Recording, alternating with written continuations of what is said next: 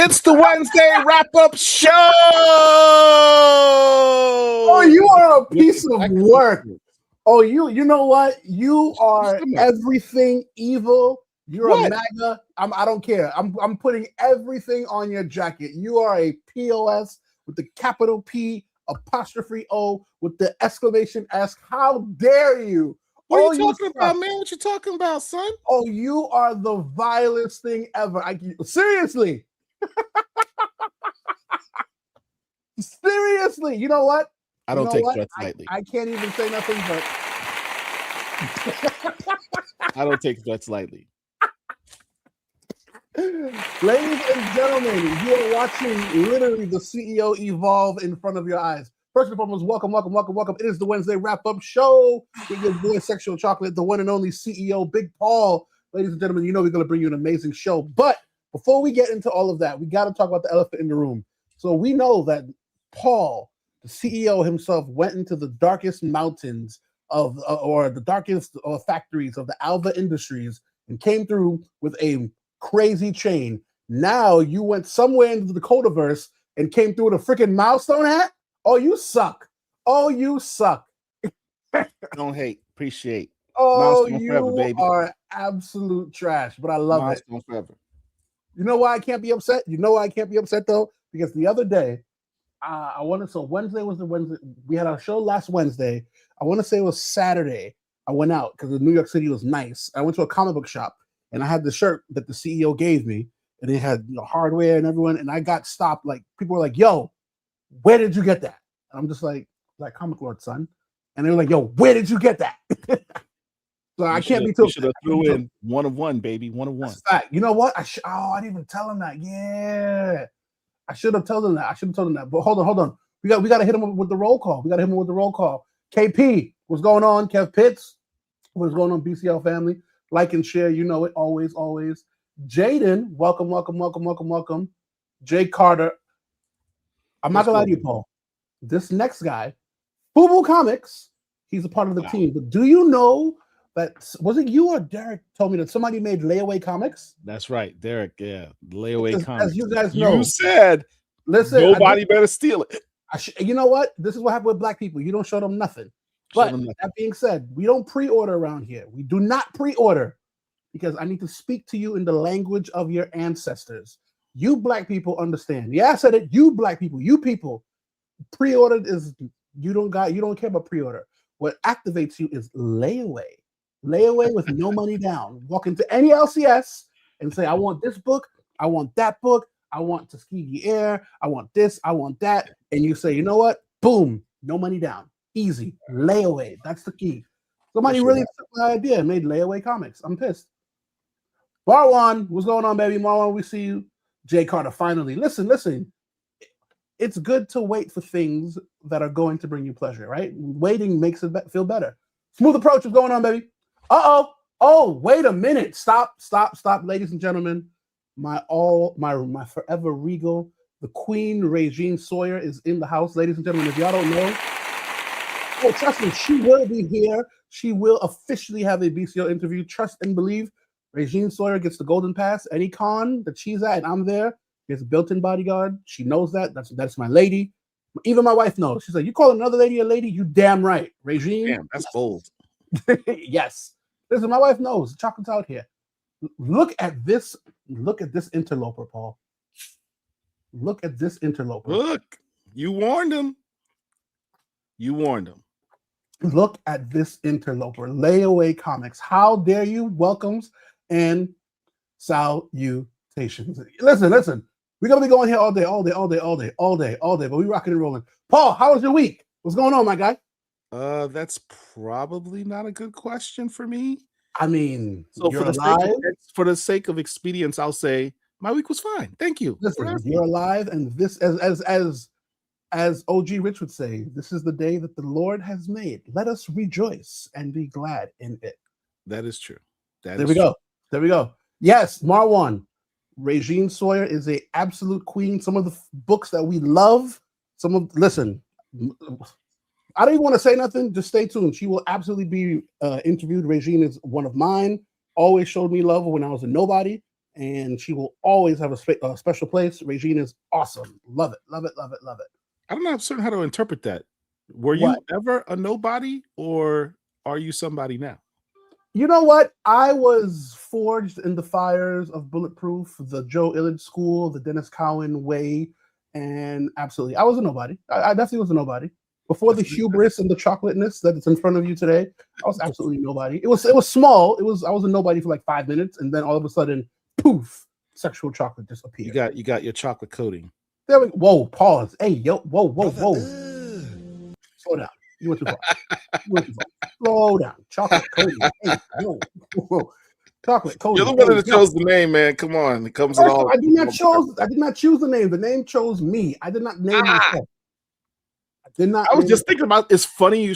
I was listening yesterday. Talk to me on my way to work to the radio or Spotify, whatever. Okay. And Bubba Sparks came on, and that first line of his, I ain't choose to rhyme chose me. I was like, listen, that would make a great T-shirt. Like, I didn't choose comics. Comics chose me, baby. That is an absolute fact. Marwan, I appreciate. But listen, let's get into it, ladies and gentlemen. You know you're rocking and rolling Wednesday Wrap Up. Make sure you like, subscribe. We are live on Twitch. We are live on X, Twitter, however you want to call it. We are live. Everybody hit the like button right now. Pause. Everybody on YouTube. Guys, please do not make Paul do a like strike. You know he will not start the show until he gets adequate amount of likes. How many likes are there right now? We got 20. So far, we got how many likes we got? We got 27. We got 27 people in the room. We got 27 likes. I'm just saying. So we're at capacity. I think we could start. I think we got a jam-packed show as always. Wednesday Wrap Up. Shout out to everyone.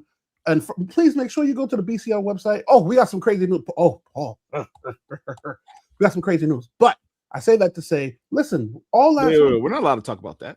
Oh, no, we're not. But I'm just saying, But last week, the BCL has been giving you, we brought Maria back from his hiatus. Respect to Maria. I mean, Paul came through and dropped the heavy-duty Stephanie Williams. I mean, 1/4 of the Milestone Band. Yes, that was a fantastic interview. She's such a delight. Listen, Stephanie is 1/4 of the Milestone Band, and you're probably like, Milestone Band? My mentor, Joe Illidge, my boy, Nicholas Draper Ivy, the Beast, Morgan Hampton, and of course, Stephanie. Yes, it is officially called the Milestone Band. Get on the train or get with it. Absolutely. Paul, talk to me. What we got, baby? Well, we had last week the Eisner nominations. Wait a minute. Paul, I apologize. Uh-oh. Sometimes things just happen that way, and it's just the timing, whatever you want to call it, fortuitousness, whatever it may be. Nonetheless, ladies and gentlemen, we absolutely gotta give it its just due. Show me the money. Yeah! Louder! Show me the money. I need to feel you, Jerry. Show me the money. Jerry, you better yell. Show me the money. I love black people. Ladies and gentlemen, the almighty Stephanie Williams. Yes, sir. Listen. This is Stephanie. Y'all know how I feel about my Stephanie Williams. We gotta all day, all day, all freaking day for Stephanie. Listen, my ladies of comics know around here we support our peoples. We support our ladies all goddamn day. Regine, Stephanie, listen, let me stop. Y'all know I'm gonna get active. Let me take this off. Paul, I apologize. I digress. Floor is yours. So shout out to Stephanie Williams. Shout out to Maria Eisdeli. Shout out to all of the Eisner nominees. Bring up that Eisner graphic, man. Bring up that Eisner nominees. I mean, wasn't there a movement not long ago about Eisner so white? Listen, you got DC so white. Shout out JP. You got this so black. Oscar so black. Eisner so white. I mean, it is what it is. We out here, baby. Look, there's. I know people sometimes say things like, why do we have to seek validation from them? We should be self-validated, which is, I understand that, and it's true. But in our echo chamber, our niche within a niche within a niche of the Black comic collecting, we know who the great creators are. We know who the great artists are, the great writers are, the great publishers are.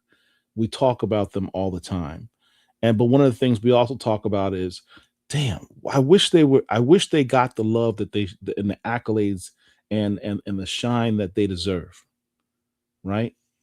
There's only so much that we can just keep hyping up our own people within our own echo chamber. It's a beautiful thing when you are objectively dope enough that you are undeniable in terms of your recognition for what you're capable of doing.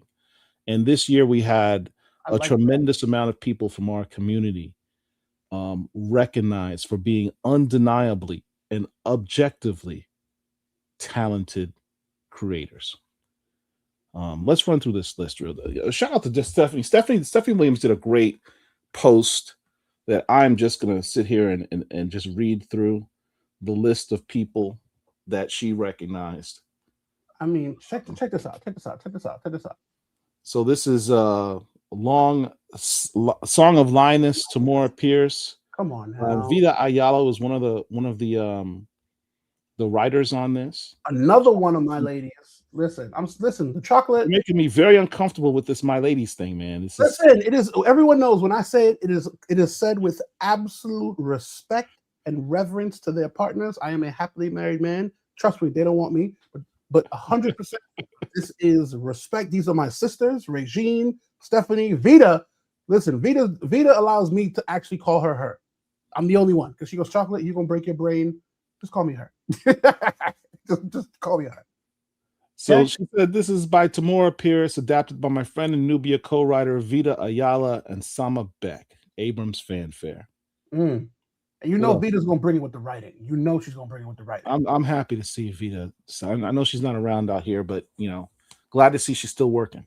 We need her. We need her. Oh, that's a fact. And then we got Crownsville.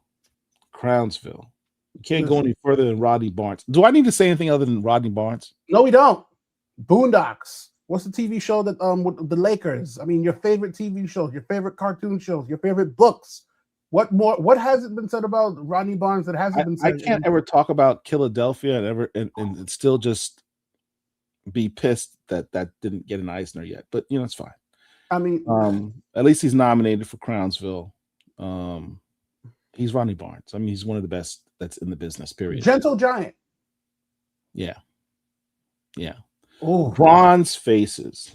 The brothers, the Shobo brothers, the Shof brother. I don't know what the last name. The Shobo and Shof are two brothers. I forget the name of the book they did before, but they do a lot of Afrofuturism books. That's where I first gained knowledge of them. It's funny, both them and Vida Ayala have done stories about people reclaiming stolen antiquities from Africa and returning them to their proper place. So I thought that's kind of dope.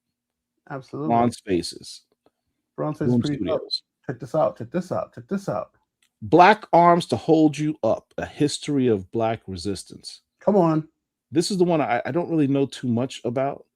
But it's done by Ben Passmore. So shout out to him in getting his nomination as well. Check it out. Oh, I mean, hello.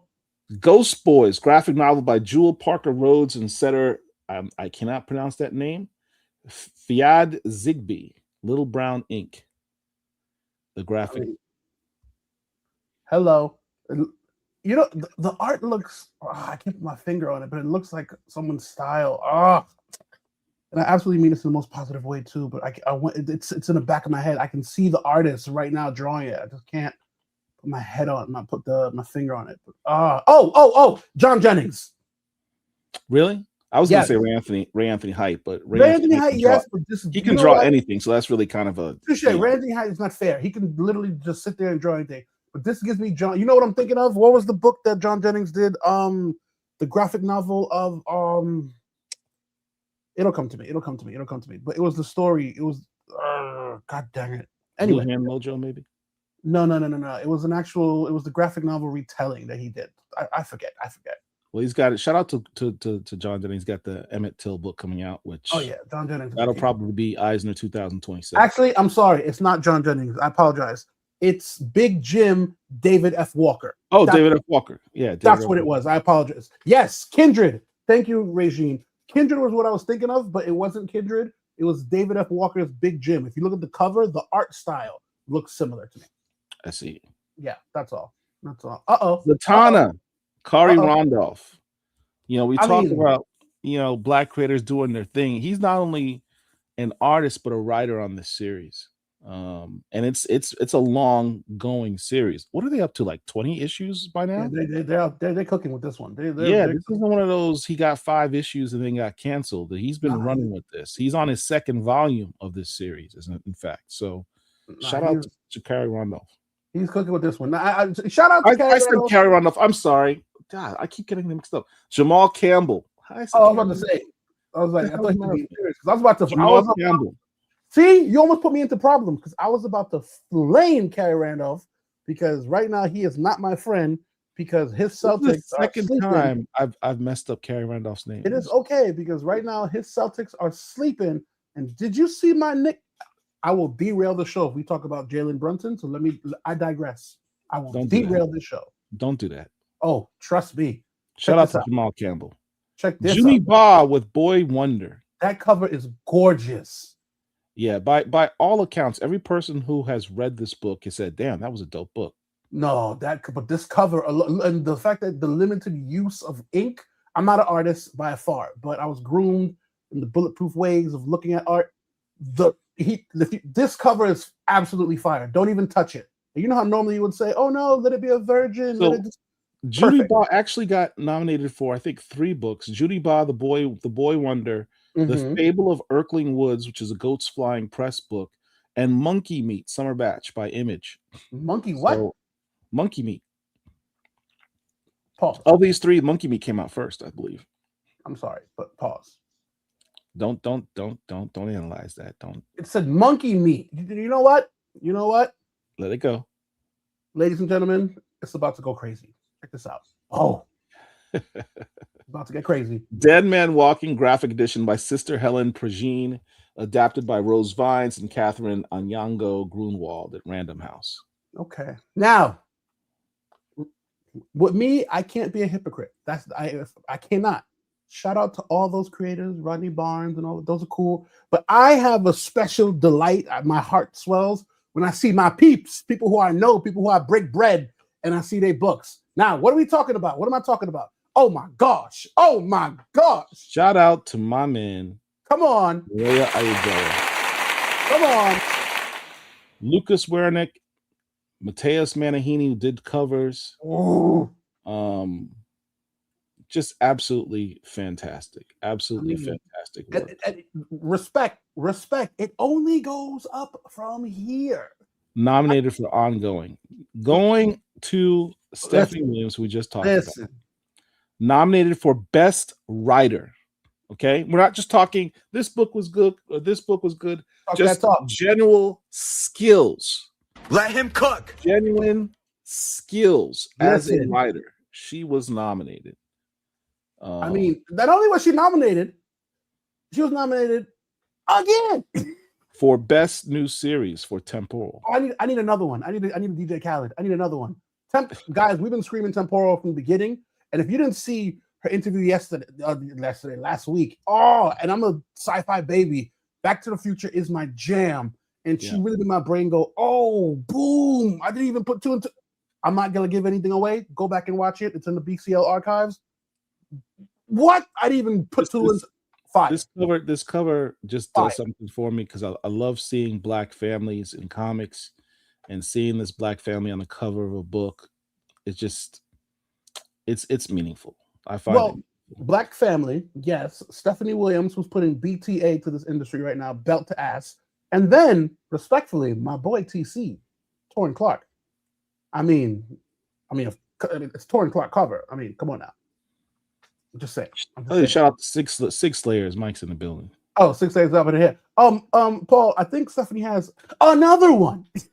Now look, let me tell you something. Y'all haven't watched the interview we did last Sunday. do yourself a treat and go check it out. Listen, this Roots of Madness book, no disrespect to anyone, any of these nominees, anyone, any other creators, but this book is special. This series was special on a multitude of levels. It's one of the few series that I read and I was like, my God, that was an experience. And I love to read this again. It was that type of book. It has, not only was it artfully done, where Stephanie was in full flex of her skills, hence the nomination, but it's a meaningful book for our culture. So having a delicate balance between having a book of meaningfulness for the culture, but also being entertaining, but also being skillfully done. That's a trifecta you just can't beat. I think she should win for this book alone, to be honest with you. No disrespect to anybody else, but this is a phenomenal series. I truly mean that. I enjoyed it thoroughly. And I don't do horror. You know that. Everyone knows I don't do horror either. Don't stop it. You absorb horror. Yes, you do. I'm not a big horror guy. Buffoonery. I call mulligans on that. How dare you lie? Philadelphia is probably the most horror that I've read. You live in Florida. You absorb horror every day. How dare you? That's facts. I mean, it's Florida. How dare you? But no, we hide from the Florida man every day. You're 1,000% right. The book is fire. And then with me, it's not just the writing is one thing, but you have to. It's like when they talk about 50 Cent, right? And they're talking about his first album or his first song. Did he match the lyrics to the beat? Is it a hit? The covers. Juliet Naneka dropped bombs every cover, and every single cover. Oh my gosh, Juliet! And then we're talking about the writing, which is dope, and it deserved it. Stephanie put BTA. Can we talk about the rollout, the merch, the fact that they had actual oil, they had combs that you can purchase? I'm still bitter I didn't get those. And we told everyone, get these things. Like, it was actual merch for this run. Like, it wasn't just, yes, Stephanie's putting BTA and the covers were fire. No, the rollout was sick as well. Like, these are things that you cannot omit when you're dropping a dope book. I'm just saying. If ever there was a series I read this year that I'm like, this absolutely needs to be optioned and put on the screen. Oh, absolutely. It's already set up. There's only one person who I would want to take this book and give it to them. Shonda Rhimes. Ooh. I'm a Bridgerton dude. Listen, I watch Bridgerton. Yes. Give this to Shonda Rhimes. Let her do Scandal. Let her take all that mojo, and to her and Stephanie in the room together, let them cook. Let them cook. Or the sister who did Lovecraft Country. Something Green. Oh, yeah. No, Lovecraft Country is right in the same vein. Yeah. Yeah. CEO, we got one more book. We left out one? We got one more book. I apologize. And I thought it was everything. We got one more book. What else we got? Ladies and gentlemen. Noir is the new Black season. Ladies and episode 1. Oh, yeah. This one is special. Talk about it. Shout out to Fair Square Graphics. Fair Square Comics. Shout out to Fabrice Sobolski, Crystal Adams. My guys. For putting together a super friends of creators. And this is the second time they've done this. This is season 2. It's an anthology book of the best in the business. Each story is different. Each creator's style is different. It's like a showcase book. This is what we got. This is what we're capable of. This is what we have in our community. And this is not a book that if I was saying, hey, what do you think the Eisners are going to pick, that I would think the Eisners would even look at? Because, I don't have a particularly high opinion about certain things. But they game recognize game. We've known about this book in our community all the time. This is a coveted book. Facts. So to have it recognized as being undeniably, objectively dope is a cool thing. It's a cool thing. So shout out to all those. Shout out to each and every one of those creators. I can't go through the whole list because there's just way too many. Oh, it's when we say anthology, it is a who's who of the, and I want to make this very clear because I don't like to pigeonhole my people and say the top Black creators as if being Black is a separate category. No, it is literally an anthology with the top creators, writers, editors, colorists, and illustrators in the business. Full stop. No adjectives. No adjectives. Point blank period. What type of people are we talking about? Talk about. Well, see, see, this holds a special place in my heart because I can almost attribute the rollout of Noir is the New Black to the birth of Sexual Chocolate. And you're probably like, wait, what? Story time, real quick. Was there Snickers involved? I don't eat Snickers. How do you not eat Snickers and you're Sexual Chocolate? Because the chocolate needs to be fit. I don't want to be fat chocolate. The freak. No, chocolate is out here losing weight to kind of steal your wives. Come on now. Nah, but seriously, all jokes aside. BP, I'm rocking with my boy Hank. Shout out Bulletproof Comics. The Ill Master, my mentor, is like, yo, no, I apologize. It wasn't the Ill Master. Hank calls me. Hank is not there. Hank is in. Actually, Hank was at Heroes Con. He's like, yo, I need you to run this signing. And I'm like, dude, what? Run what? And he's like, yes, there's a dude coming over. His name is Fabrice. Hook it up, run this signing. And I'm like, what the fuck? Excuse my French. What do you run the signing? The Ill Master's like, yeah, who got chocolate? You're doing this? Yep, you're good. And I'm like, I meet Fabrice for the first time. I meet Crystal, the whole shebang. The signing goes off without a hitch. That was the first time I met my guy Cross. I believe that was, who else was there? I want to say that was the first time I met Stephen Harris. And this was maybe 6-7 years ago. It was the first time I met Stephen Harris. First time I met Cross. And we had a beautiful event. I got to meet Fabrice. And ever since then, I got the bug. And boom, here we are. Now, I'm saying these names. Stephen Harris, Cross. Let's bring it back. Paul asked me, who we have here? So first off, you guys know, shameless plug, my mentor, the Ill Master, Joe Illidge. Boom. You got Greg Burnham rocking and rolling on this. I mean, Tuskegee Airs. What's my other favorite one? God dang it. Little Rock Files. I mean, the list goes on and on and on and on and on about the Burnhams. And I call them that because you got Burnham, you got Marcus, the other half of Tuskegee Air. You got my guy, ChrisCross, milestone flipping legend. I mean, the list goes on and on. He was here in the chocolate factory, rocking and rolling. Paul, you saw the sketch. You lost your mind. We know it's ours. Yeah. I mean, you had to readjust. You see what my guys can do.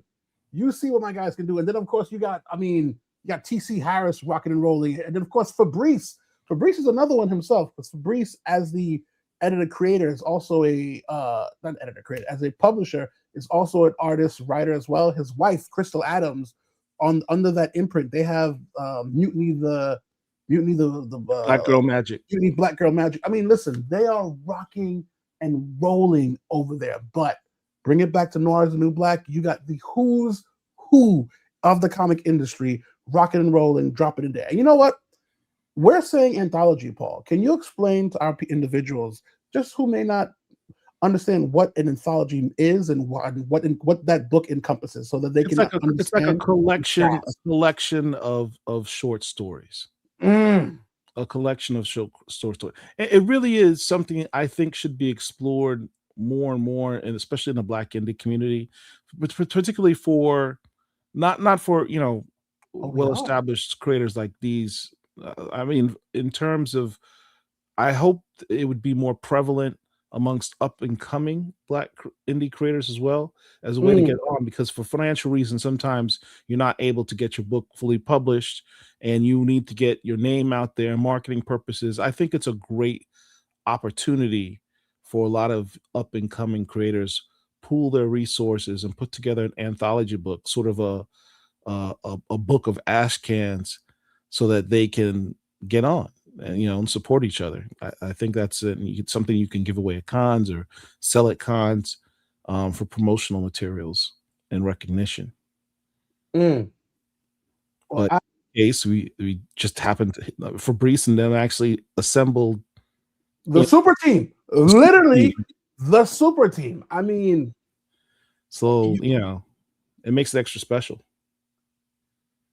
I think somebody was asking if Storm had the nominations were announced, the award ceremonies. No. Storm didn't win yet. We don't know who's going to win, but to have these, we're talking just about nominations tonight. Exactly. But to have these books nominated and to be seen is great. Obviously, we want. And look, it sounds cliche when you say just to be nominated is a great honor, but just to be nominated is indeed a great honor. Stephanie herself did a post today about how many doors have opened up since her nomination, rightfully so.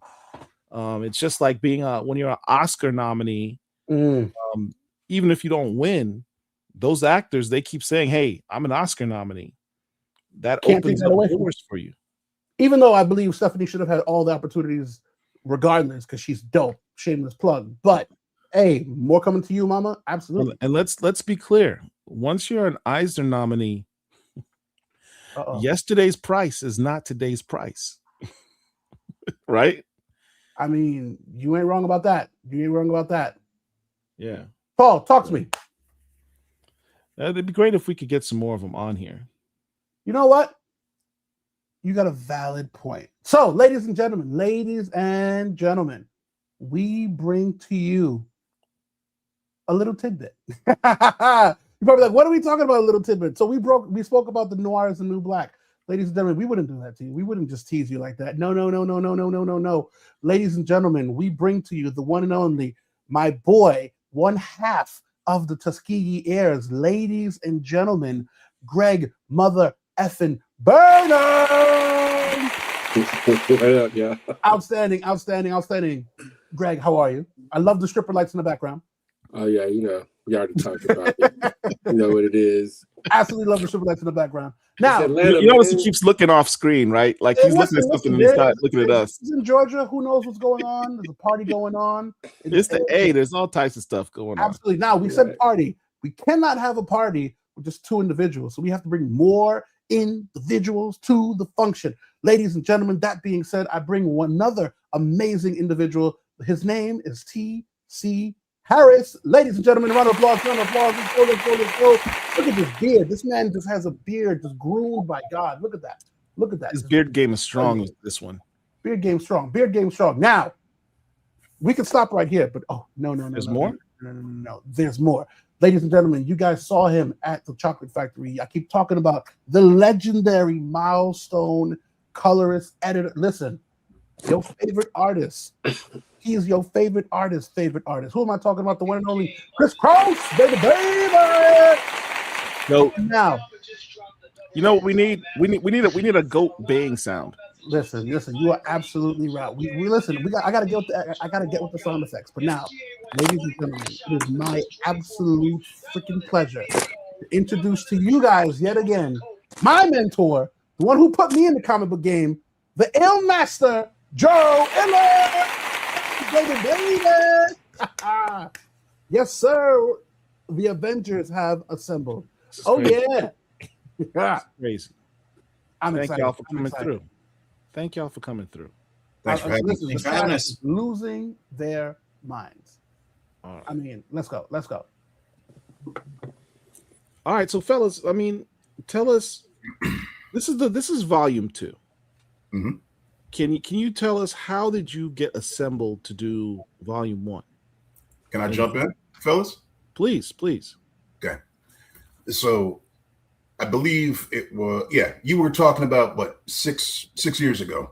So we had Noir is the New Black. I mean, and that was born from a lot of the social unrest that was happening at the time. Me and Fabrice, we were talking, he was angry, I was angry, and we were like, there's got to be something that we can do to vent this anger in a positive way. Yeah. So, and we talked for a couple of days, and then he gave me a call, and he's like, why don't we just make a book? And I'm like, you're kidding. He's like, no, we'll just make a book. I'm like, well, how you want to do it? And then we bounced ideas back and forth, and, some blood, sweat, and tears, and we got Noir is the New Black done. And that was our first baby. And, quite a few people were along for the ride on that one. And we were very proud of it. And we walked away and we watched as other projects were born in the years following, amazing projects. And he came to me after I badgered him. I wanted to do this in a different form for at least 2 years. And he came to me, he's like, you know what, let's bring it back. And I'm like, okay, how you want to do it? He's like, smaller. So I'm like, okay, cool. And he wanted to really lock in on a couple really good core stories. And he pitched me a story from Joe Illidge. And when he told me about the Winterfields, he's like, I just want you to, take the afternoon, read it over. So I did. And I'm like, this is arguably one of the best stories that I read at that time. I'm like, why didn't we have this back in the beginning? And that's because it just wasn't ready yet. And it's amazing to have a father and son dynamic in a book that is positive. And when I saw that, I'm like, this is something really special.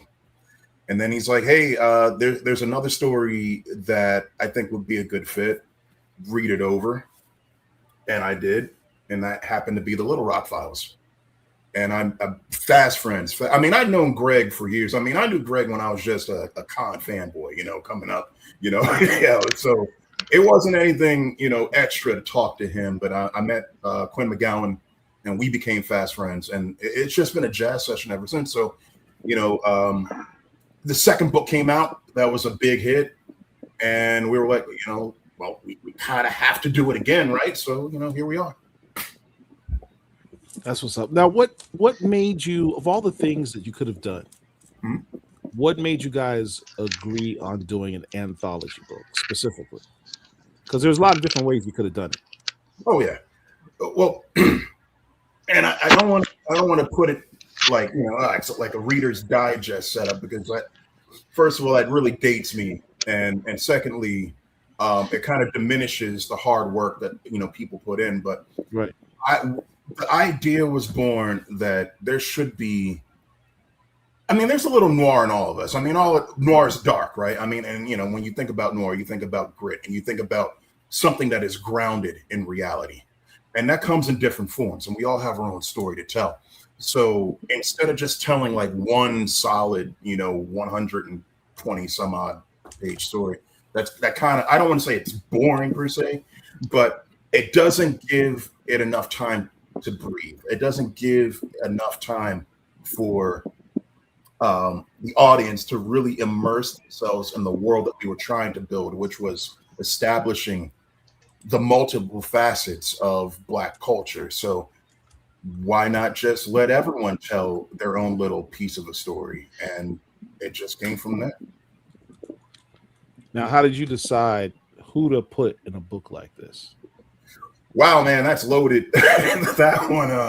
That's a hot question, because I know I'm not to hurt anybody's feelings, but there are a lot of people you could have chose, and you chose like sort of some creme de la creme creators. So how do you narrow that list down to who you had? Listen, my golden rule, and I'll tell anybody that hears it, if I'm going to talk about you, I'm going to talk about you to your face. So I've already told him to his face. Me and Fabrice, we went to the mattresses with each other on many stories.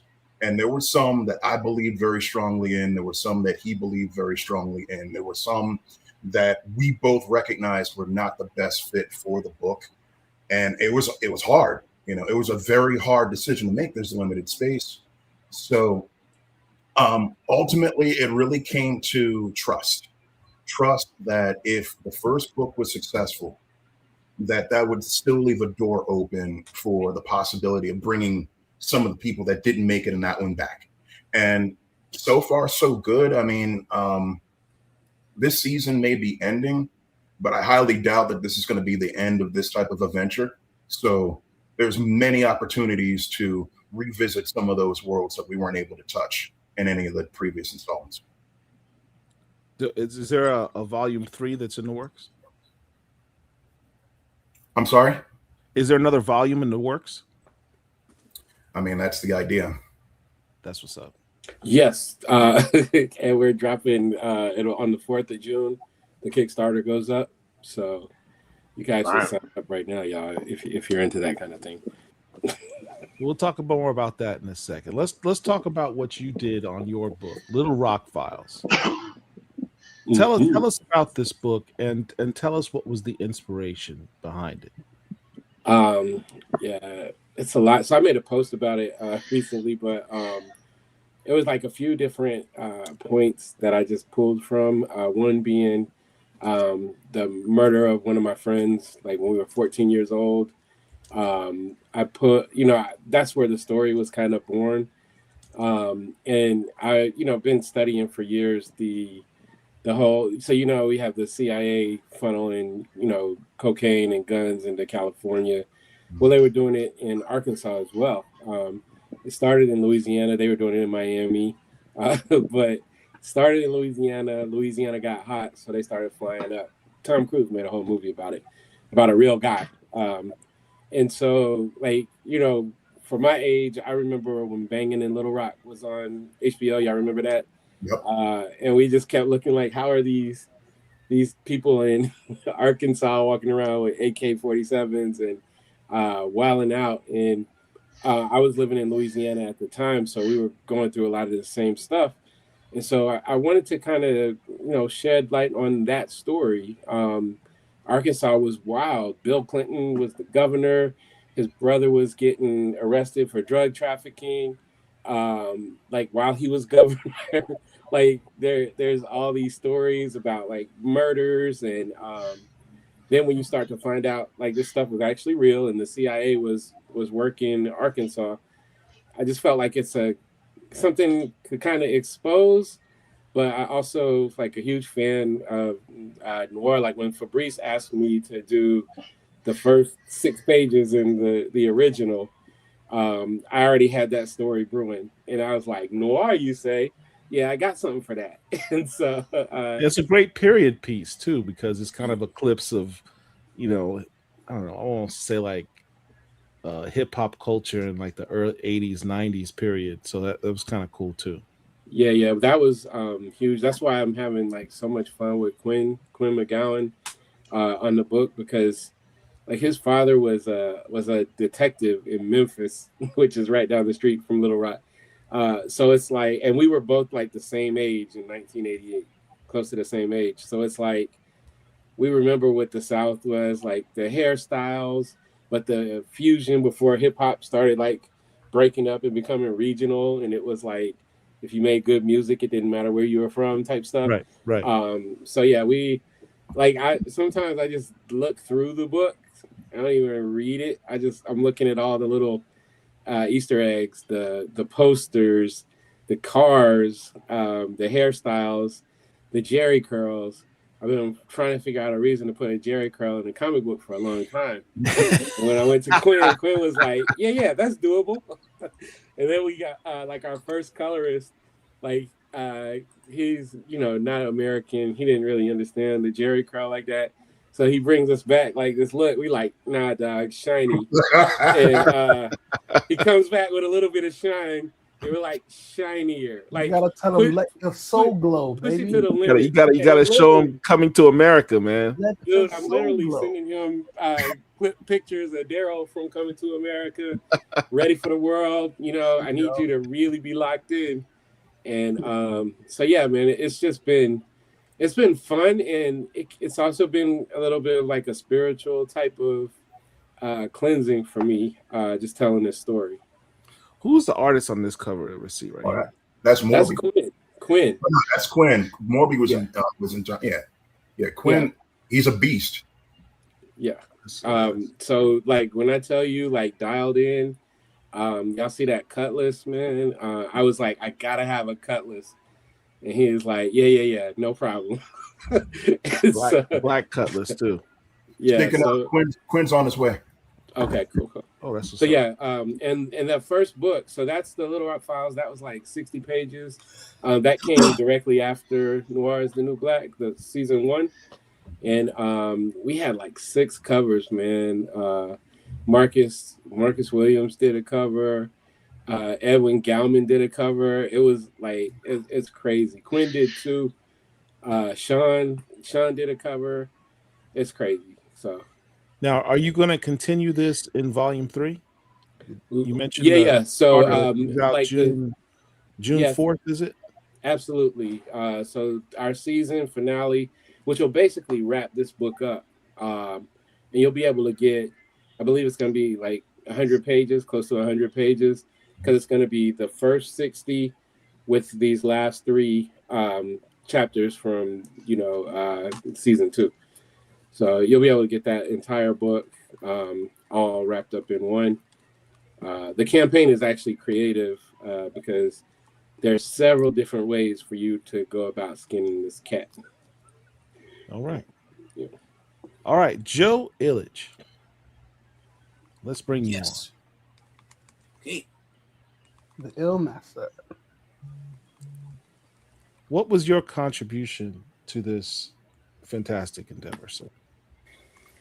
So, along with Greg and Quinn's story, Little Rock Files is a story by ChrisCross and myself, and colorist Andrew Dalhouse for this arc called The Winterfields. And The Winterfields is a story about a father and son bodyguard duo that takes place in 1927 during the Harlem Renaissance.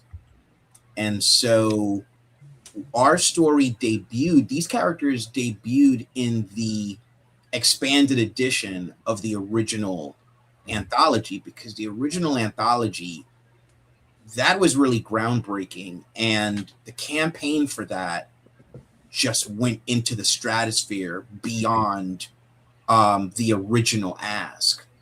Because, I mean, to what TC said, this was in the aftermath of the murder of George Floyd.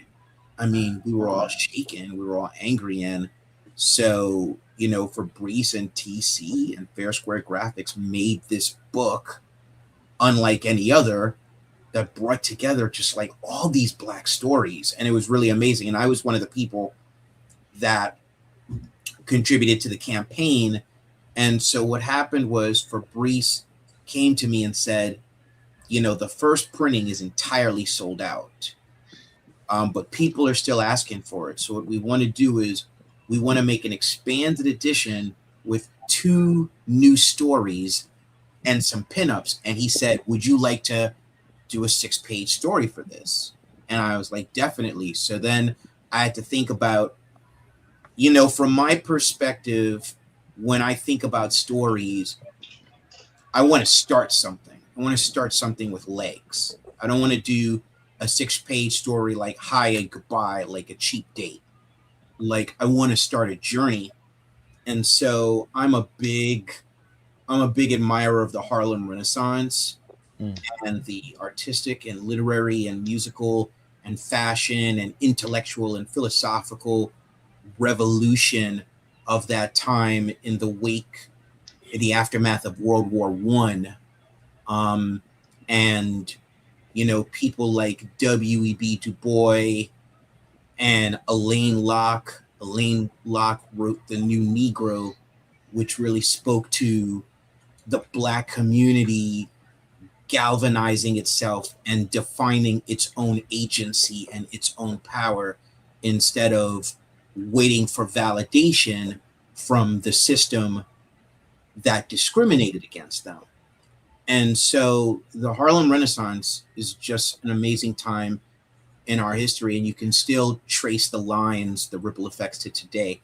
So I really felt like, okay, that's where I want to tell the story. Like, no cell phones, no internet. What do you got, right?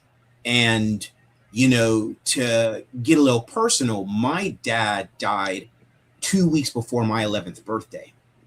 So there's a whole alternate path that I didn't get to see with him, right? And so I was like, hey, like, what about a father and son, a Black father and son story? Which, number one, you don't see a lot in North American mainstream comics, and you're probably not seeing enough of it in film, right? So I was like, okay, that's going to be the start. And I was really inspired by the manga Lone Wolf and Cub, certainly Road to Perdition, the graphic novel by Max Allan Collins and Richard Piers Rayner, which was adapted into a film with Tom Hanks and Daniel Craig and Tyler Hoechlin. And so I said, okay, like that's it, like a father and son story in the Harlem Renaissance. The father is an ex-soldier who's now a bodyguard. He's got this son, and it's like, okay, but raising a young kid during those times, he can't be an average kid. He's got to be able to defend himself. So I was really digging into this, and I said, okay, who's going to be the co-creator with me on this? Not simply the artist, but who is the co-creator that we're going to own this? We're going to shape this. And Cross was really the only answer, right? Cross and I go back to the Milestone days. Our origin story of when we first met actually goes back to High School of Art and Design, but that's a whole other story. So Cross and I are really like brothers from different mothers. And we've worked together on different things. And it's like, I thought to myself, I don't think I've ever seen Cross do crime noir. I've seen him every other genre, but not that one. And I'm like, holy crap, I can actually get this guy who I consider a master of the game to flex some entirely different muscles. And so, I sent it to him and I'll let him speak about it. But we did a 6-page story in the expanded edition of the Noirs and New Black anthology graphic novel. And then when Fabrice and TC wanted to make the 3-issue limited series that would be crowdfunded, it was like, oh, now we can tell a long story, right? Now we can tell something that would be the graphic novel equivalent of a Donald Goines novel, right? Or a Walter Mosley novel. Right. Right. So that was it. And so with that, I'll pass it off to Cross. Well, I don't know how do you follow that? Really, Dude, you can follow it. I'm gonna. I gotta do it now. It's like playing ball. So, the situation happened when he came up to me and told me that he was going to put together a story, and it was going to be noir and something I always kind of wanted to do, but I never knew how to actually attack it. But when he kind of posed it to me, he caught me in the heartstrings because I'm a serious advocate for men, and advocate for men and sons, men, fathers and their sons. I could go into a whole diatribe about it, but I don't see them represented together at all. I know he said there's very few. I can't think of anything that's been out through any company, through any genre ever, that had a black father and a black son. I mean, they may have had them in different iterations in other comics from people who are different cultures, but never us. I never really understood that. So when he came up and when he said it to me, I just kind of winked and kind of laughed at myself. I said, I think he must have heard me talking somehow. I said, I think I'm going to fulfill this because I need to see this too. And it kind of fits him also. My father's always been in my life. I had a grandfather and I had a grandmother and a mother. They were married and they had big families, and we did a lot of stuff together. We had our trials and tribulations together. There was a particular situation when I was, I'm going to tell you how Winterfields fit into this in the interim. When I was 18, 19, there was a situation that happened in a complex where I used to live in Coney Island. And somebody was messing with my youngest cousin. And there was these 2 girls that just going around just starting stuff with people. And she, for some reason, landed on one of the members of my family. I'm walking across the street from where the swings are, and I see this whole crowd sitting in the middle of the thoroughfare that allows you to go into the building. And I see my aunt there, and I see her there. And I'm like, what's happening? What's going on? And she's angry. She's cursing. She's talking to these girls, and that's what my daughter. And I said, who is that? I go upstairs, come back down, find out my sister's down there. They're about to throw down. I come downstairs. There's a whole complex full of people, 25, 30 people sitting there waiting. And I'm standing between them and the people. Sorry, between my family and them. And that's I don't know what's going on around here, but anyone crosses this line, you're dying today. With my hands. And they never saw us stand up like that. Never saw a family stand up against any. We mind our business. Father's a born again Christian. He's a pastor, not pastor, a reverend. And they knew us about us, that we did what we had to do. We went about our business. We were good people to everyone that was in the complex. And to see us standing about to take on everybody, they just like, they didn't know what to do. Even the security's like, well, y'all not really going to do that. I said, it's going to happen today. I want you to step over this line to mess with my family. It's over. And that's when I finally realized there was no fear in this. I knew I was going to do what I had to do to take care of my family. My father wasn't there yet, and I was the oldest and the biggest. My brother had moved off to other pastures. I had to take care of his family.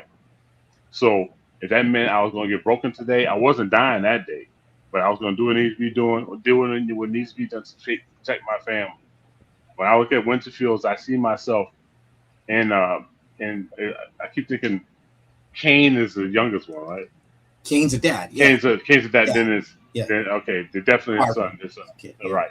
So I see myself in that little boy, and his father had to show him what it took in order to be able to survive in a climate where anything can happen, and especially at that time, like Black people couldn't go do a lot of things. Not without being accosted, not without being told you're this, that, and the other, or you're not good enough to be here. You're 3/5 of a human being, right. Or you're making chimp noises or whatever they had to deal with to not be taken seriously.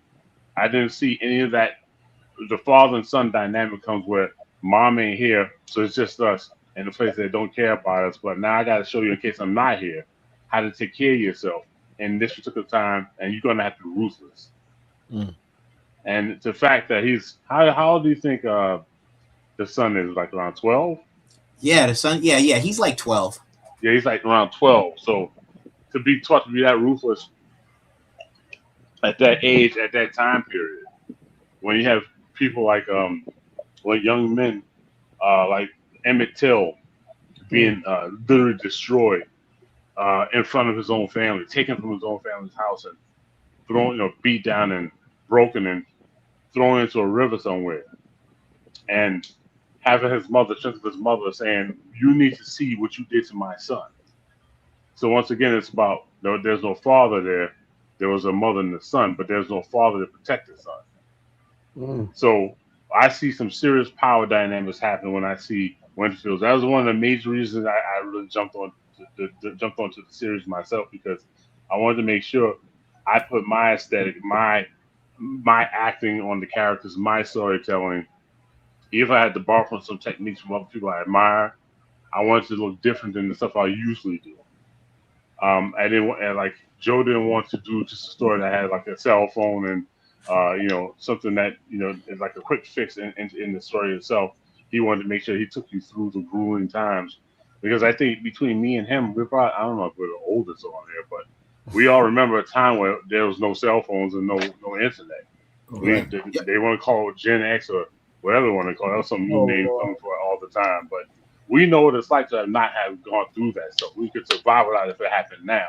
But there was nothing happening. So being able to see a man and his son have to survive through something like that, where there was a green book, being able to tell you what towns you can go to avoid being accosted by prejudiced white people. The racism that was involved. I mean, you don't really get to tell a story like that to a father and a son, and they have each other's back and they're fighting for each other.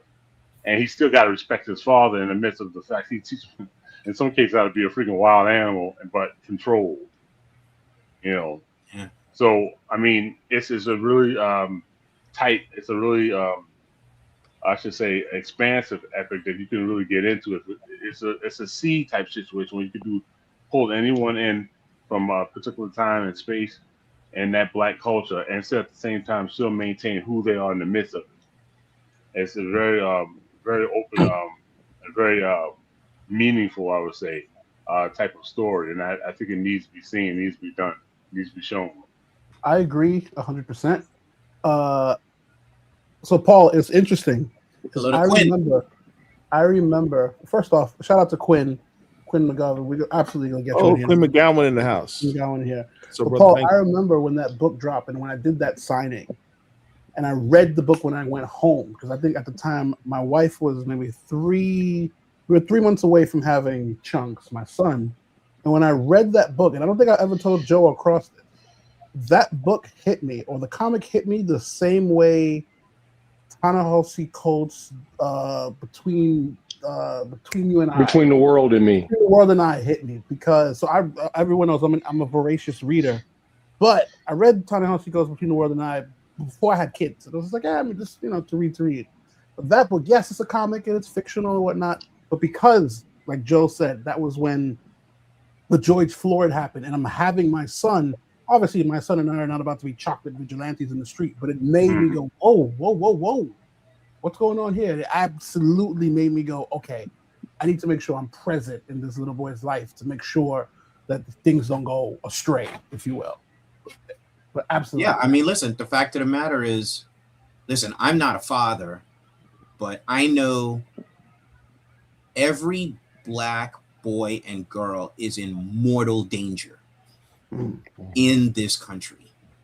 And I still remember an interview with LeVar Burton talking about how he told his son step by step what to do so that if he's driving a car and he gets stopped by a cop, the strategy that is likely to get him to survive that encounter.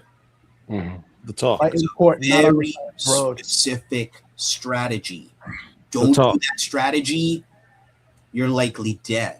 Yeah. Right? And so, that's it, right? It's like being a Black parent in America. I cannot imagine it. I cannot. And so when I was thinking about this, it was like, like Cross said, like Kane is teaching his son Carver not only to be able to defend himself when he's there, but to be able to defend himself when he's not. Right. You see what I'm saying? Like he's like, boy, you must survive. I mean, look at this. Look at this cover. And so, you talk about historical figures. This story starts off with W.E.B. Du Bois. And fortuitously enough, PBS just dropped a documentary about Du Bois, which is definitely in my watch later list on YouTube. And I won't go into Du Bois, but there's you as a Black person before you have cracked open the souls of Black folk, and there's you after you've cracked that. And his understanding and very transparent communication about the dichotomy that every Black person has to engage in America, now called code switching. Right? But it's basically like you have to have agency and then you have to have restraint at the same time. Right? That's a very delicate balance. And so again, that's why like this time was the right time in which to tell the story. And going back to Little Rock Files, and I'll allow for this segue to our man Quinn McGowan. Like one thing about these stories and Little Rock Files is like when you open it, you immediately feel like you are there and then. It takes you right into that place, right? You see a lot of mainstream comic books, and they may say something like, "You're in New York," but it's like, dog, that ain't New York. That ain't no street in New York. That's Brooklyn. That ain't no kind of Brooklyn. No more. That's Detroit. No, it's not. Right? But you read this story, and you're like, specific city, specific place, region, time. The hairstyles, the clothing, the palette. it's like this is not today anywhere, right? And that's the thing, right? It's the truth of the time. 100%. Yeah. Here's the other thing I thought I was thinking about too, and I know I won't go deep into it, but me and Joe kind of brainstormed about how far you can take this whole concept. And I was just thinking about, imagine if these brothers, the father and son, meet up with James Baldwin, or they want to meet up with Henrietta Lacks, have to protect her over some stuff that happened, or dealing with who else? I don't know, Gwendolyn Brooks or Muhammad Ali, Martin Luther King, whoever had something crazy to be a part of, and how their lives would fit into their lives to tell a particular story, and why. I guess at some particular point, if you're dealing with say James Baldwin, I'm pretty sure the father's way older than he really is, and the son is probably a grown man at that point. We're talking about from the 20s to the 50s. So how he would be acting if his father hadn't passed away, who would he be? Is he still continuing the whole situation with his own son if he has one? Or if he decides he even wants to do that because of the times of what's going on. Do I want to bring my son up the way I came up? At some point, this has to stop. Right. But we all think that, but, from generation to generation, there's always going to be a new danger, a new psychosis. So you want to do what needs to be done to make sure you guard your sons and your daughters against that. If you have a son, you're raised to be a protector anyway, and a provider and a preacher in the home. So who are these characters going to be as the older that they get? So it can just continue on and on and on, but it's something to play with. Paul, I'm going to throw you the segue in here to get Quinn in for a minute, but I just want to take a beat for the audience here. So when you see the BCL, myself, Paul, Phil, Oracle, OG Rich, Doug, and you see us continue to impress the importance of indie comics, yes, but black comics. I want you to understand that the last 20 minutes, we're talking high-level African-American culture that's being derived from comic books. I need you to understand that yes, when people may see it as, it's just cartoons and photos and whatever, but no, this is why, one, comics are important, but two, specifically creators and publishers that speak and resonate with our language and with our struggle. This is why they're important. Paul, give you the floor. No, that was a great segue, man. I mean, comics as a medium is important. Joe was the one who said that in our BCL Virtual Con beautiful introduction he gave. It's one of our oldest forms of communication. And given where humanity starts, who invented comic books for real? Right. I see where you're going. I see where you're going. I see where you're going. I'll let y'all marinate on that. I'm picking up what you put down. And that's not me talking. That's Joe. Right. Yeah. Pointed out we have always been the tastemakers. That's a fact. In every endeavor, right? I pay attention to you, Joe. I listen to every word you say. Just so we're clear, original man. Yeah. The original peoples. Right. The original storytellers, the original. And what was the original form of communication? Right. After oral tradition. All right. Listen, you put hieroglyphics and paint on hieroglyphics. Yeah. Right? Who just said that? I just said it. Quinn just said it. Hieroglyphics. Well, I said it too, but we kind of meld together with it. Well, yeah. Quinn's got the stage. He's the man with the master plan now. Writing on cave walls, right? Yeah. And where were those cavemen? Where did life begin for humanity? Right.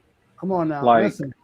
So even when you think about the idea of the stories told orally around the fire, eventually you go into the cave, right? And paint on the walls.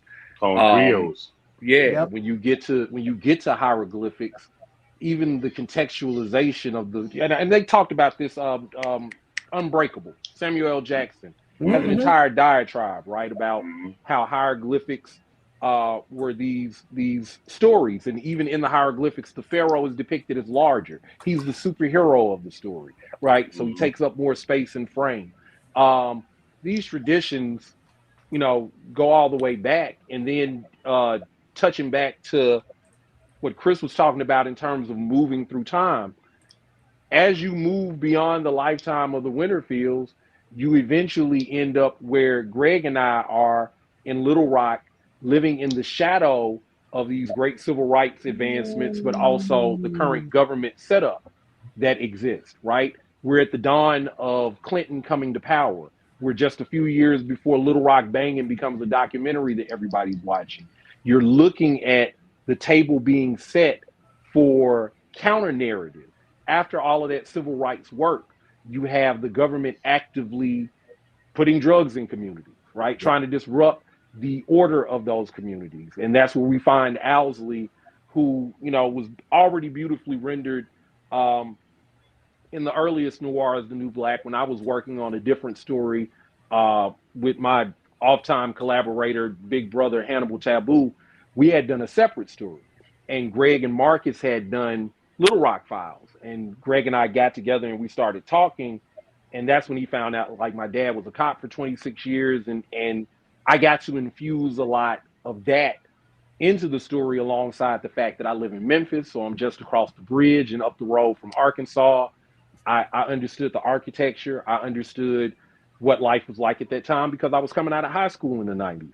So kids with Jerry curls, kids with Nouveaus, kids wearing MCM, what the kids in the street were on as opposed to the studious kids. We get to cover all of that, right? And that ability to do the things that comics used to do across the board, right? Early Superman, what is he doing? He's beating up corrupt mine owners and kicking slumlords through the wall, right? They were actively doing something about the material concerns of the community. And that's the thing that I really love about particularly Winterfields, and particularly what we were doing with Little Rock, is that we get back to that part of the storytelling in comics, where the hero of the story sees the material need of the community and acts on it without concern about, you know, what outside forces are going to do. So even though we're doing noir storytelling, even though the context of it is about these adventure stories with these very specific circumstances, I feel like we have all of the kind of robust energy that you find in superhero comics, right? That thing that happens when it's a bunch of us in the theater and we're really excited about what happens in that page turn moment when that action comes.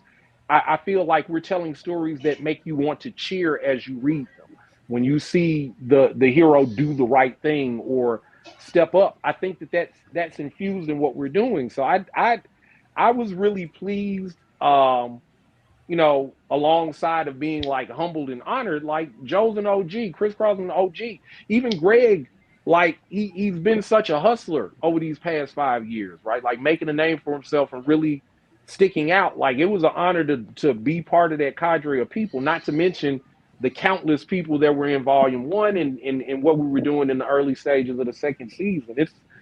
It's a lot, man. And I feel like, you know, I feel like we did work that we could all be proud of.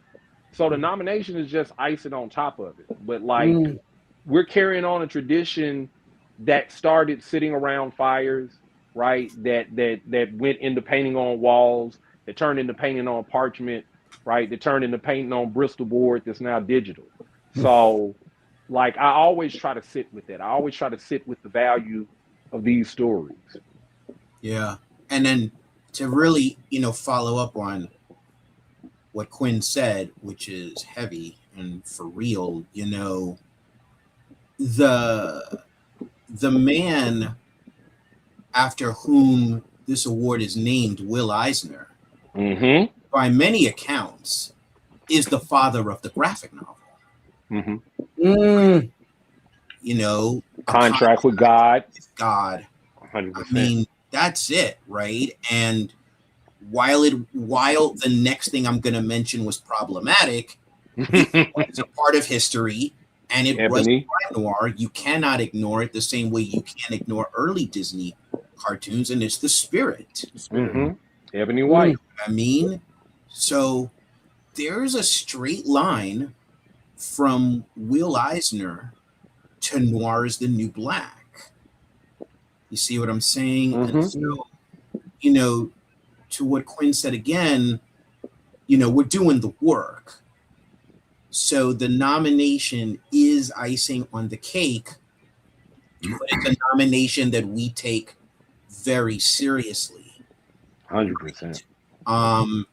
And I want to take this opportunity to acknowledge one of the Eisner judges, Regine Sawyer, who has been an Eisner judge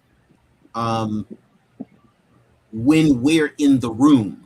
Mm-hmm. Mm-hmm. Talk that talk. We make a difference. All right. Mm-hmm. Okay, so let's just be clear. Mm-hmm. She was in the room. Yeah. Right. So that's that. Shout out to Stephanie Williams, who. That's my cousin. But listen, I mean, there aren't enough adjectives for Stephanie, but by reasonable account, she is the best writer in comics. Why? Because she has no singular narrative voice. There are writers, there are highly regarded writers, but no matter what they write, it's the same voice. Mm-hmm. Mm-hmm. But that's not Stephanie. Yeah. Right? Wonder Woman does not sound like Roots of Madness, does not sound like Temporal, does not sound like Street Sharks. My Little Pony. Did not sound like a chapter in the Dakota incident, right? Mm-hmm. It's like they're different voices that come from the same place. And take real talent. That it was 3 decades since a Black writer was nominated in that category. Talk that talk. Is of course America and is of course comics. But we're now here, and that cycle is broken. And the last person who was nominated for that was Dwayne McDuffie. Mm-hmm. And I'm going to go out on a limb and say Dwayne would be very proud of her. Facts. Because the humanity in her stories was the humanity in his stories. 100%. And just to compound on that, I didn't mean to step on you, Joe, but I have to say this about Stephanie. What I think is so brilliant about her is the way she, to her own benefit, weaponized the understanding that you have to work twice as hard to get half as far. Yep. I would challenge that she would not have gotten that nomination if she did the same amount of writing work and just stayed at one place. Right. What she did was she diversified the twice as hard part. She made herself irrevocably prolific, right? Yes. You might have been able to deny her if she did 14 or 25 issues on one book, but you can't ignore her being everywhere. You can't ignore her being on Street Sharks, and where a lot of us would have faltered and been like, this is too much, or they're asking too much. She just jumped around, and that was, to me, I always viewed that as part of her strategy, and it was so beautifully executed because she showed that she can do the work in the broadest sense of it, and that there's no corner of pop culture that she and ostensibly we don't belong. We watched those things on Saturday morning. We collected those things, and we collected them with the same fervor, the same energy, the same enthusiasm that any other normal fan would have done. So making herself prolific in that way made her impossible for a judge to deny. Impossible for somebody to overlook and say, well, her time is coming. She pulled the same move that Wembanyama is pulling during these playoffs. Everybody was like, oh, the Spurs should They'll be somebody next year. Their time is coming. And they're like, nope, our time is right now. And that's what I love about what's going on. And just final point on this, the other thing that I love about our nomination, I'm an indie guy. People who know me know that I like doing indie stuff, right? Like I like telling the stories that I have inside of me. That's what I was inspired to do by Milestone and all those other companies. So the fact that we told indie stories in our voice, our way, and that got us rewarded, especially when the character, I'm like Ike Turner, that character got my daddy blood on, right? So like the fact that those stories come directly from here and we were rewarded from that, to me, that's where the love is, because when I think of our lineage, especially in Black independent comics, I see that line much more closely drawn to zine culture, to the Final Call, to the Black Panther newsletter, to the idea of urgency in literature and literacy amongst Black folk as an act of rebellion, right? We come from a space where they didn't want us to read, where you could be harmed, maimed, or killed if you had the ability to read. So when I think of the stories that we tell through comics, there is so much more weight to it because of that lineage of zine culture and independent production and publication of these stories. Even to the point where when I think of a Will Eisner, I put him over there with Robert Crumb, and I put him over there with Art Spiegelman. Right? Because I believe Mouse comes from that lineage of our zine culture leading to their ability to make underground comics. So being an indie guy and getting that recognition off of the sweat of the stories that we tell in our own voice. Like, because even though Joe does work at he's got independent IP. Chris has it. Stephanie has it, right? Like, we're always working multiple jobs. So I take a great deal of I take a great deal of honor in that, and like I say, I love her strategy of being prolific with our greatness, being bold enough to go everywhere and spread the word. So like I am really hyped, and like I say, Stephanie is like my cousin. Like just I get energized whenever she likes a comment or likes my work or anything, because I have a great deal of respect for her, because she was hiring me when nobody else was. I was working with her on Living Heroes, and when she was doing But What If Though as a web comic. So yeah, I'm always root for her. Speaking of your work, I'll say this real quick because I got to zip after this. But just one second. Just wanted to give you a shout out for that dope Milestone piece you dropped today. It's more images. That was fire. That was fire. I appreciate that, man. I appreciate multiple pieces. He's been dropping multiple pieces over the last few days. Yeah. I think my favorite is the Icon and Rocket. Yeah, Joe, we got to talk to Quinn. Wink, wink. All right. Okay, I know what that means. Get with me. I want to say this real quick because I got to zip real quick. But I want to know if there's ever been a collection like this ever nominated. Good question. I don't think it's ever been nominated. I think we will be. I checked. There were definitely a few collections, but no one has been nominated. There's only one that I can think of, which is the updated edition of All Negro Comics. Yeah, that was edited by Chris Robinson, because All Negro Comics, as far as we know, is like the first Black anthology, like in mainstream comics. And unfortunately, due to prejudice, there wasn't a second issue. But Robinson brought that back, and then won the Eisner in 2024. I was honored to be one of the people who handed him his Eisner. But that was a book.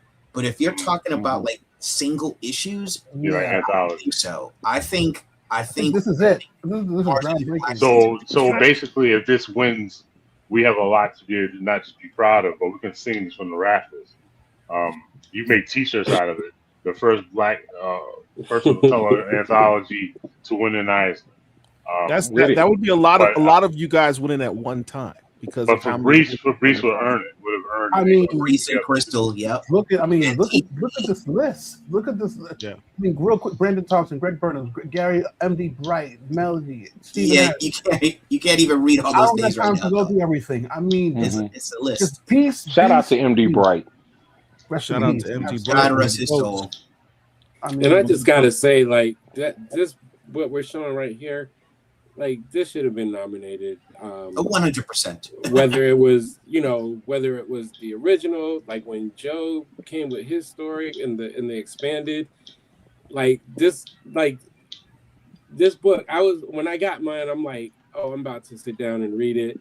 And I read like 3 stories and I was like, yo, I need to breathe. Because they were so rich and they're like so beautiful. Yeah. David Walker has an amazing story. Oh my God, yeah. Greg Anderson, LSA, like all these people Haitian brethren just put this like beautiful book together. And it kind of like me and Fabrice, like we're friends. We go back to one year where we teamed up and destroyed. It was the first year we met and we destroyed Boston Comic Con. Like we just shut it down.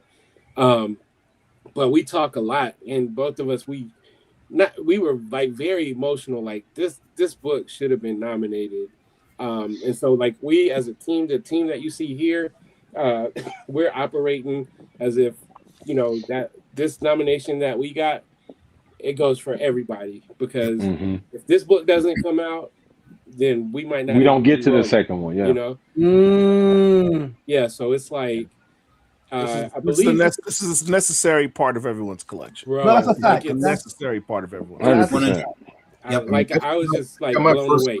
Story in it ever. I get my head out. All you guys. Nope. I just want to say goodbye to you guys, but I want you guys to be proud of yourselves. We did a lot of risking. We could have been taking on other gigs to do this stuff, but we're doing the work that takes to show that we have the ability to be griots in and of ourselves, and we'd actually be able to. We've excelled enough to be able to get ourselves nominated, but and Fabrice nominated. But it'll be even better to see this come on home. Just bring it on home. Yeah, I'm gonna say that I'm gonna disappear. All right, good. Yeah, it's oh, you know what's funny? This question's for all you guys. Oh, go ahead. Quinn, you get a very emphatic, passionate description of what this nomination means to you. I want the rest of you to also talk about what does this nomination mean to you personally. Just in terms of personally, real quick, and some people already know this story. When I was very young, I'm adopted, and my father, he had a boy, so he put up a basketball goal, and we threw footballs, and we did all those things. But he knew that I loved to draw, and he knew that I wanted to draw comic books. So one day he comes home and brings me a magazine with a liquor ad in it. Doesn't sound like the most appropriate thing a father to bring home to his son, but this ad was for Dewar's Scotch, and it was a Q&A, because back then in print media you could do those sorts of things, and it was a Q&A with Dennis Count. Yeah. Okay. And at the time, like I'm young, it's a black man with a high top fade and a silk shirt in a cool looking room with a drawing table behind him with a picture of Batman on the table. Right. And one of the questions they asked him is like, like they were asking about his life, and he was like, who else can say that they get to live like me and then by night draw comics, right? And that was super impactful for me. That set me on the path that I'm on today, right? And so for me to be nominated for a story that has my father infused in it during the same time period that Dennis Cowan is up for the Hall of Fame is a symmetry that I cannot explain. So for me, this is kind of the culmination of everything that set me onto this path, right? So like, it's big for me because it's definitely the sort of thing that if my father were here, I would be celebrating with him about it, and we would probably have a drink together. So that's why it means a lot to me. Yeah. TC, why don't you talk about what this means to you? TC. You helped put this together. Not to trauma dump on everyone, but back in 2016, I got diagnosed with stage 4 lung disease. and it really changed my entire life. Clearly, between treatments and having to convalesce on occasion, and it took me out of work. I used to be an IT instructor and a system engineer, and I sat at home trying to figure out what I could do to make something of myself when I couldn't do what I thought I was supposed to do, what I was obligated to do, as a productive, member of society, a responsible adult, because we buy into that, right? All the while, I'm in all the nerd groups and I'm going to all the conventions. I'm coming up with my own fan fiction. I'm reworking other people's stories because I didn't think certain things stuck. I'm not going to mention any names, but we're just going to leave it at that. And all my friends are like, get into comics, get into comics, get into comics. And I remember, and Greg, you may not remember, but we had a chat. Do you remember Awesome Con? I think it was maybe 2017 or 2018. I remember so many Awesome Cons. Keep talking, and I might remember a little bit better. I was chumming it up with you. Marcus was there, you were there, and we talked, and you were like, just give it a try. And everyone's telling you, give it a try. And this became an outlet. I already went over the story of how the book first came to be. So seeing things go from, wow, we just manifested a book, to, oh, wow, I got my first published story in a book, to, oh, there's a sequel to this book, to, oh, here comes another one and a third one on the way. Like, it's an amazing journey. And the delineation between, just being who I like to just call myself a John Q. Ordinary guy, right? I live here in Baltimore. I love my things, and I like to keep to myself for the most part. But then I go online and I Google myself and I see me associated with amazing people. Hell, Joe's right here, Greg's right here, Quinn's right here. It's a blessing. So for all the hard work that went into the construction of Noir's New Black and every subsequent follow-up, the fact that the powers that be took a look and saw that something that came from me and something that came from a lot of people that I respect and now care about is being honored, that's why this means something to me. I want to win, not just to say that, oh, wow, I took it all the way, but I want to win to say that all their hard work and all the back and forths and the rewrites and the tweaks and all the correction, all of it, it was all worth it. So yeah, that's really what it means to me. Is I want to bring this home for them. Greg, talk to me, brother. I'm gonna try. I could talk for a long time about this. So like everything that I didn't get into comics. I didn't start writing comics with this in mind. I didn't start writing comics thinking that one day I would get to write a few little stories for DC or some of the other publishers I work with. I just wanted to tell Black stories. I wanted to tell stories to my people that that they could be proud of. I wanted to make my grandmother proud, who is the one who finally told me, like, stop talking about this stuff and do it. Because I'd be like, Grandma, I had this story idea. And before she passed away, she, in the sweetest way, she cussed me out, said, stop talking about it and do it. Be about it. Yeah. And I was like, dang, like the ball is in my court, right? So like this particular story, I have a cousin by the name of Lewis Moulton, who's been my hero since I was 5. He's the one that introduced me to comics. I wanted to model my character. A lot of people are like, y'all modeled that character after you, Owsley. I'm like, no, that's literally like my cousin, my big cousin. He was a football player. He was a rapper, but he was a writer, and he published his own book of poetry, like when I was like 19 years old. And so he just constantly broke a lot of molds for me. The name Owsley is my like matriarchal last name, so that's because I usually put like little Easter eggs here and there. Sometimes see if my peoples are reading it. He like, yeah, I put your name in the book. No, I didn't know that. So there were those little things, but it was a passionate time. They say like when you're 13 and 14 years old, like that culture molds, who you are. So like Big Daddy Kane is always going to be the GOAT to me because he blew my brain wide open when I was 12, 13 years old, and I don't care what nobody says. That's my guy forever. So it's like all that culture stuff, it just meant so much to me growing up, becoming a man, like running with my pack of Rugrats and trying to navigate through the streets. We were basketball players. We were trying not to be thugs, but we still kept getting caught up in thug stuff. And my friend Kevin, like that got killed, that inspired the story. He ran track.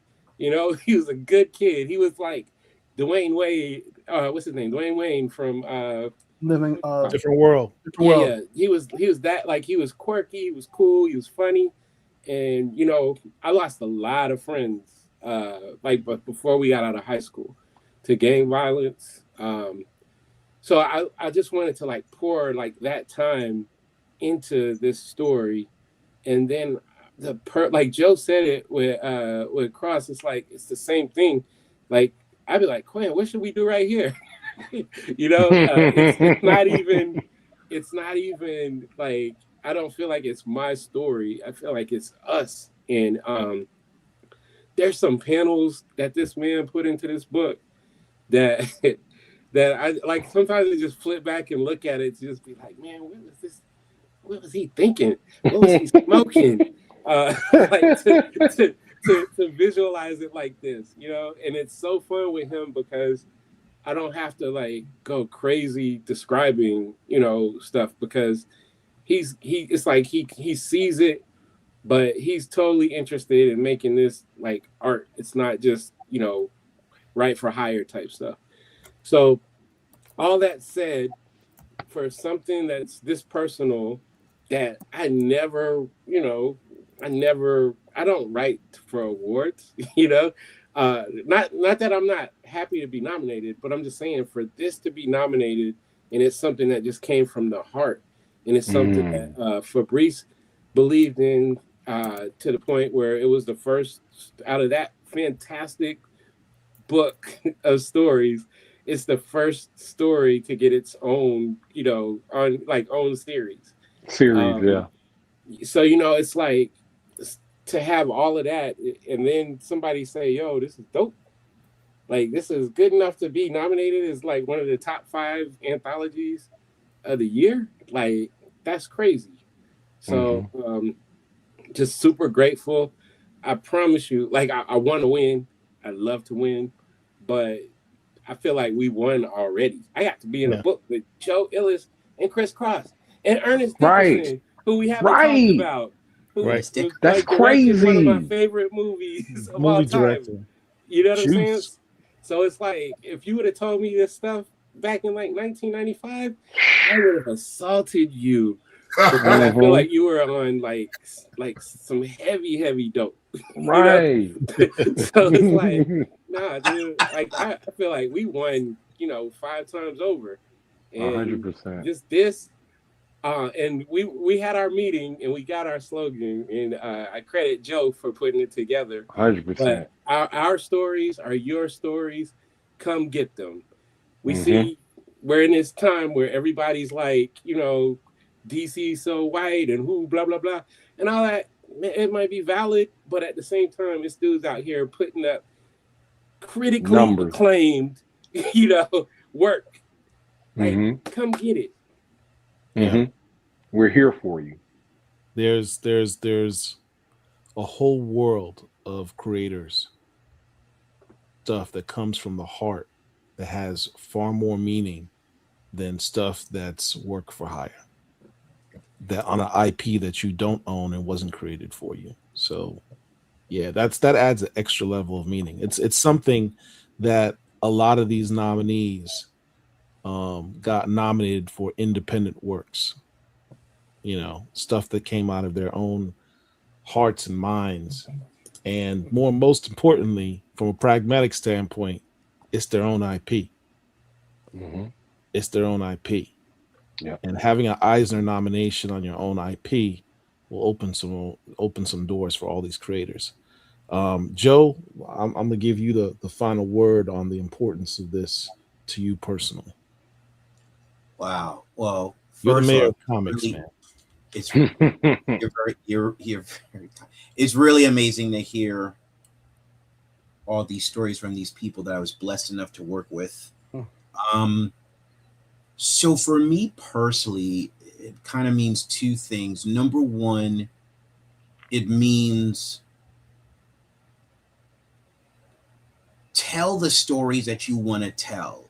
Don't go by the idea of what's popular, what conventional wisdom says is marketable, what's safe. It's like this story is the exact opposite of what was expected of me and was expected of Cross, right? But, you know, it came from here, right? It was something that we didn't see. And we're like, okay, we're going to make it, right? And I had a conversation with someone recently. We had a really existential conversation about intentions and whether you get to the destinations that you want, that you imagined for yourself when you were 10 years younger, 20 years younger. And I said to him, I guess in one of those rare moments where like God like injected itself into me, I said, the doing is the victory. And everything after that is just gravy. But the doing, the making of the thing, that's victory. Every time we finish a story, that's a victory. Right? And, you know, finally, I want to talk about fair square graphics, because a lot of people, I think they think publishing is easy. Fuck that talk. Goddamn hard. Yep. I do not want to be a publisher because it is very likely non-lucrative. It will demand so much out of you. And it's a struggle day by day. And we know that the comics industry got hit with like a thermonuclear bomb last year with the bankruptcy of Diamond.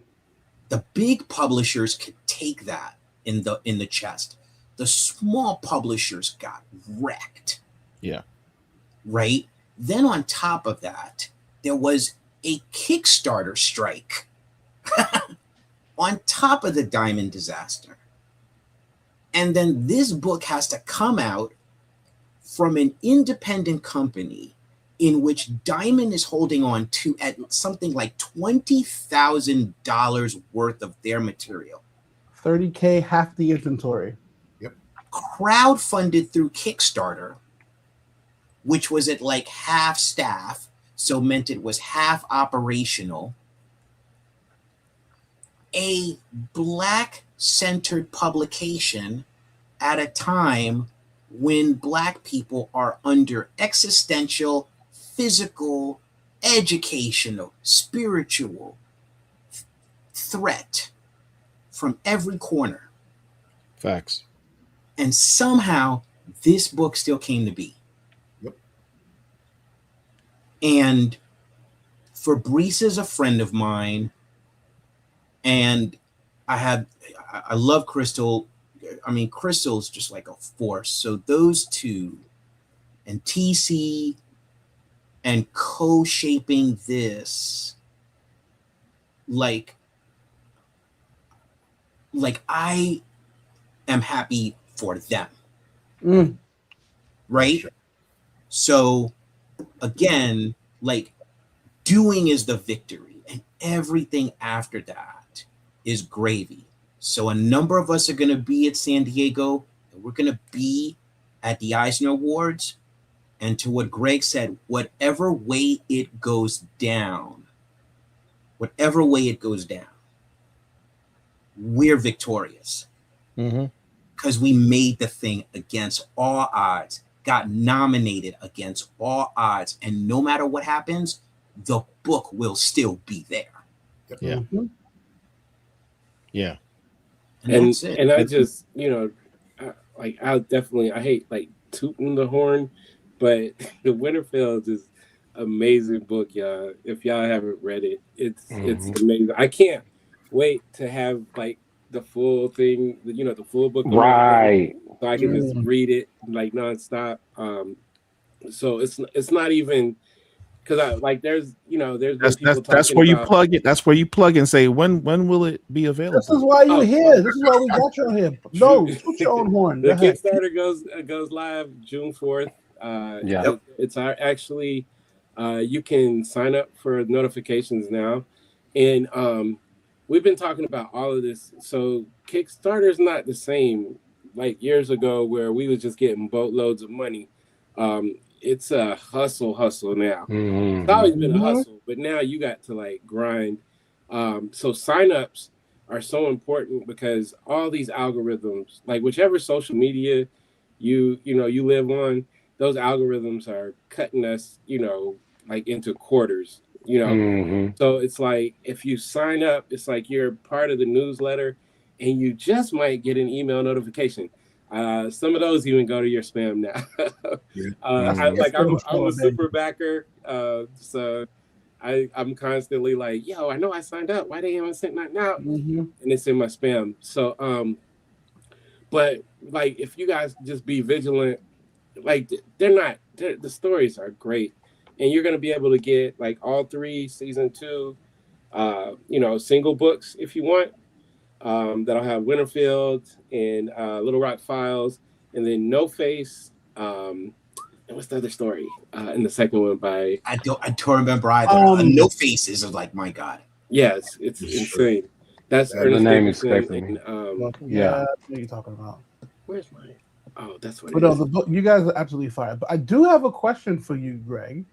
Yep. And I had put and this is for everyone here, but it's mainly on the Little Rock Files because you guys did something, and I put this photo up, and people thought I was like, "Oh, chocolate." No. But you guys did something that I thought was absolutely dope. Was it a conscientious decision for you guys to make these faux ads? Because this was absolutely fire. Like I remember when I got the book when I went. So remember, shameless plug. I did their signing. Yes, that was the birth of chocolate. But I remember going home. I had multiple copies because I had the signed copies that I'll never sell, and my reader copy. And I'm like, wait a minute, is this a real car ad? Is this what was that movie with Samuel L. Jackson? Pulp Fiction? And it wasn't until I was like, wait, this is fake. This is not a real ad. I was like, wait, what the heck? So I'm going to tell you, I'm going to be honest with you. We had an editor on this book named Fabrice Sapolsky. I know Fabrice. That's all him. Like, I'm not surprised because Fabrice is a savage. And even you guys did something else. So, like I said, I was baptized by the fires of Bulletproof and the Illmaster, right? And Dennis Cowan. But even and Paul, you notice when you go open the book, it says the writer, and it says prestigious, the writer, Joseph P. Illidge, and the artist is this. You guys said, nah, screw that. Greg Burnham, he writes. Quinn McGowan, he draws. Marcus Williams, he draws too. And I'm like, wait, what? This is. Listen. Like all that matter, that's Fabrice. But that little touch, I was like, I want to take 10 seconds for y'all to understand something. Fabrice is a friend, 100% friend to the show. He's our boy. But if you don't know Fabrice, I need you to go Google Fabrice Sapolsky. I don't want to ruin it for you. And you're going to be like, wait, what? He is a whole character. Man. Yeah. Listen, Fabrice is, his soul is blackity black. That man is blackity. That is my guy, 100%. But I'm like, who came up with this? This is dope as hell. Listen, he was like, I'm on the phone with him and he's chuckling. And if you know Fabrice, yes, you know what that chuckle is. And I'm like, what? And he's like, I'm not going to tell you, brother. I'm just going to show you. I'm just going to show you. And I can literally hear him. Benji, let me tell you, when I was listen. I can hear him. I can hear him right with the voices, man, it's crazy. Yo, let me tell you, man. Like, first off, Diamond, fuck them. They took everything. But 100%. Dude, that was all him. Like that right on. Listen, ad, that is my right on guy. Style ad in the book. Like that's all him. And he just like hit me in the head. I'm like, oh no, man, but that was killed fine. it. I was like, who came up with that? I was like, that's a great page. Stroke of genius. I had to ask that question. I had to. I was like, that actually set me into motion where throughout the book, a lot of the posters and background stuff, like there are entire scenes where I try to evoke all R&B bands that we like. Me and Greg brought back the old record commercial. Hey man, let me borrow that record. My brother, you got to get your own. Yeah. Classic. I've had people became an extension of that in some way. I've had so many people like at conventions, they just walk up to me and be like, "No, my brother." And I'm like, "Oh, you got that?" That's awesome. Yeah, man, we was in the pocket. Like, oh no, absolutely. You guys absolutely hit a groove. And then my last comment. It's not really a question; it's a comment. But Quinn spoke about the lineage from the Winterfields and then Little Rock. And then my brain goes, wait a minute. Am I the only? Maybe it's so I watch battle rap. And I'm like, maybe this is a stretch, or as they call it, a reach. But I'm like, so we go from Winterfields to Little Rock, right? And Little Rock has that, and then you go to Roots of Madness. Am I the only one that sees that? I'm just saying. I'm just saying. Am I the only one? We'll put it this way. You know, like first of all, Roots of Madness will precede all of it. I think. No, but that's all like in chronological order. Stay with me now. You got the Winterfields. You got You got the Winterfields, which is the past, right? Mm-hmm. Then you got Little Rock, which is a little bit up front, and then you got Roots of Madness that ties everything together with the whole time. Mm-hmm. See, Quinn, we here. I'm just saying. Am I the only one? I'm just saying. Well, that's why I was about to quote that Dwayne McDuffie quote where he says, "My fan fiction is canon." Woo! Right. So that's an ever living truth, right? With the way that we consume stories, right? We throw those things in universes together. So it makes sense because I think all of our stories are prescient in a way to where the timeliness is part of the winding of that thread. So I don't think you're wrong about that. You know what's crazy? As you mentioned, Dwayne. By the way, shout out my boy Stephen Harris. My boy, yeah, for sure. Steve Harris, the R&B. Oh man, I haven't seen this man in forever. What's going on? So Quinn, you mentioned Dwayne McDuffie, who was the last of us to get nominated for a writer's award like this. And Dwayne McDuffie, quite honestly, I don't think it is a stretch by any imagination to say he's one of the greatest comic book writers of all time. Easily. No stretch. Easily. And to have Stephanie be nominated 31 years later, and with the body of work and production that she's done over this past couple of years, I think Joe made a comment. She's the best writer in comics. Well, it's a beautiful thing to see. It's a beautiful thing to see. To see her come to her own and come into that level of acknowledgement. I look forward to seeing all of you guys. I'm not going to be in San Diego, but the idea that all of you are going to be in San Diego, standing up when those nominations are recognized and the names are called, that'll be a beautiful movement, a beautiful moment for all of us. And my hat's off to all of you guys, man, all of you, for doing it your way too. Thank you. We have a tradition at Black Comic Lords. Oh yes. All right.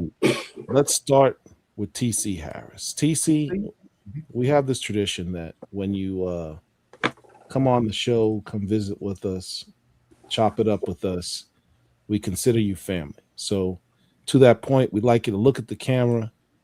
Whoops, not that one. I got you. Thank you. Look at the camera, say your name, and say, I am a Black Comic Lord. But do it better than Greg Burnham, because Greg Burnham, he was... Oh my gosh. He was on some... She was on one day, one day. I'm TC Harris, and I am a Black Comic Lord. Thank you. Next up, Mr. Quinn McGowan, sir. So honored to have you here as well. Thank you, man. I really appreciate being here. So same thing. Say your name. Say, I am a Black Comic Lord. I am Quinn McGowan, and I am a Black Comic Lord. Absolutely. I like that. You got those gunshots behind that. My man came through ready.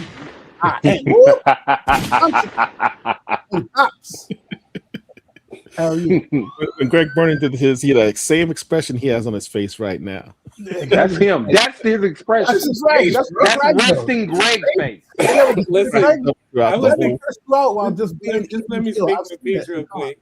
I was the kid that never performed on command. Like when they would line us up at the old people party and be like, "Y'all dance," and my cousin might be dancing, and I'll just be sitting there. So it's hard for me, but I'm working on it. Give me another chance. Also understand I have a mild concussion here. do you want to redo yours? I feel like you want to redo. I feel like I need to, since you remember it. I mean, this ain't the DMV where we're gonna pay you. We're gonna charge you for it, but we do reshoots. Let's get it. Let's get it. Put them up. Oh, all right. Okay. I am Greg Burnham, and I am a Black Comic Lord.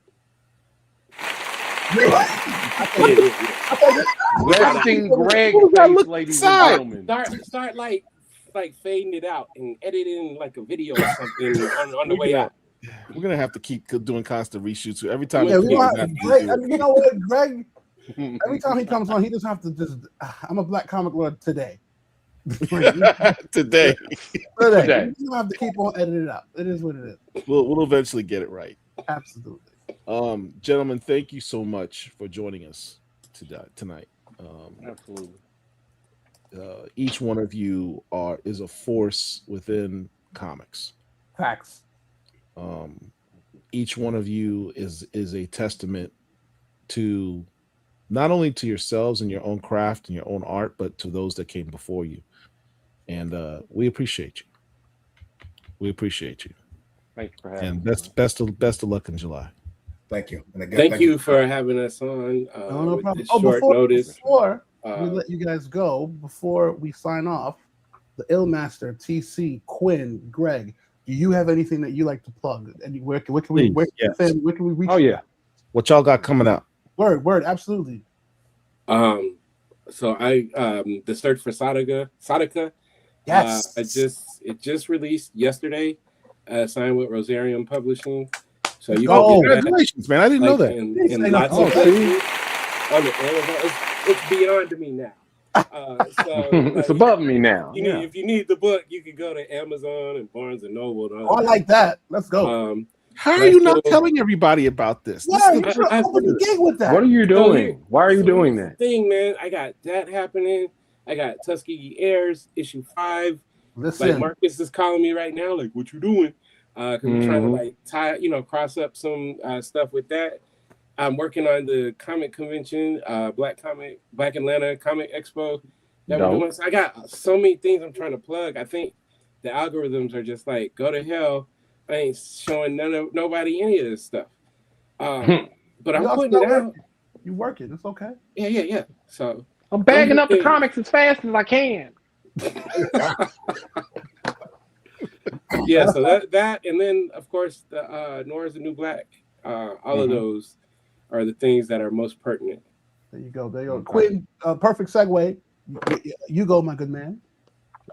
So okay, I'm Quinn McGowan. I'm editor-in-chief of Legends Press Comics. So we have a slew of stuff that is available over at Legends Press Comics. For those of you who are following the Kickstarter, we have finally worked out our printing issues. We had to move to another printer, so those books will be sending me proofs, and I'll be getting those to you very soon. I also recently had the honor of participating in the art book for the 55th anniversary of Ultraman. Whoa! So what? yeah, that's available from Subaraya. It's an official book. I'm actually working on a new volume of Project Wildfire, and shout out to my man Troy over there at see, now my mind is going blank. Okay.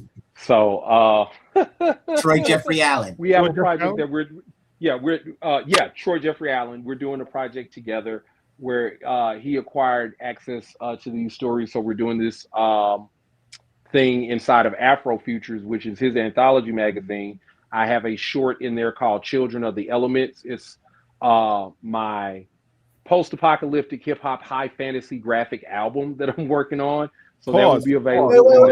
You're not just going to say that and not slow that down. Oh, I'm sorry. Oh, like every single word in that sentence was fired. Say that again, but slow. It is called Children of the Elements. It is a post-apocalyptic hip-hop high fantasy. So think Game of Thrones meets Beat Street. Ooh. Yeah, it takes place 1,000 years in the future. Hip hop has risen and fallen as a world religion. And in the same way, in a Kung Fu movie, you might have chi. In this world, you have flow.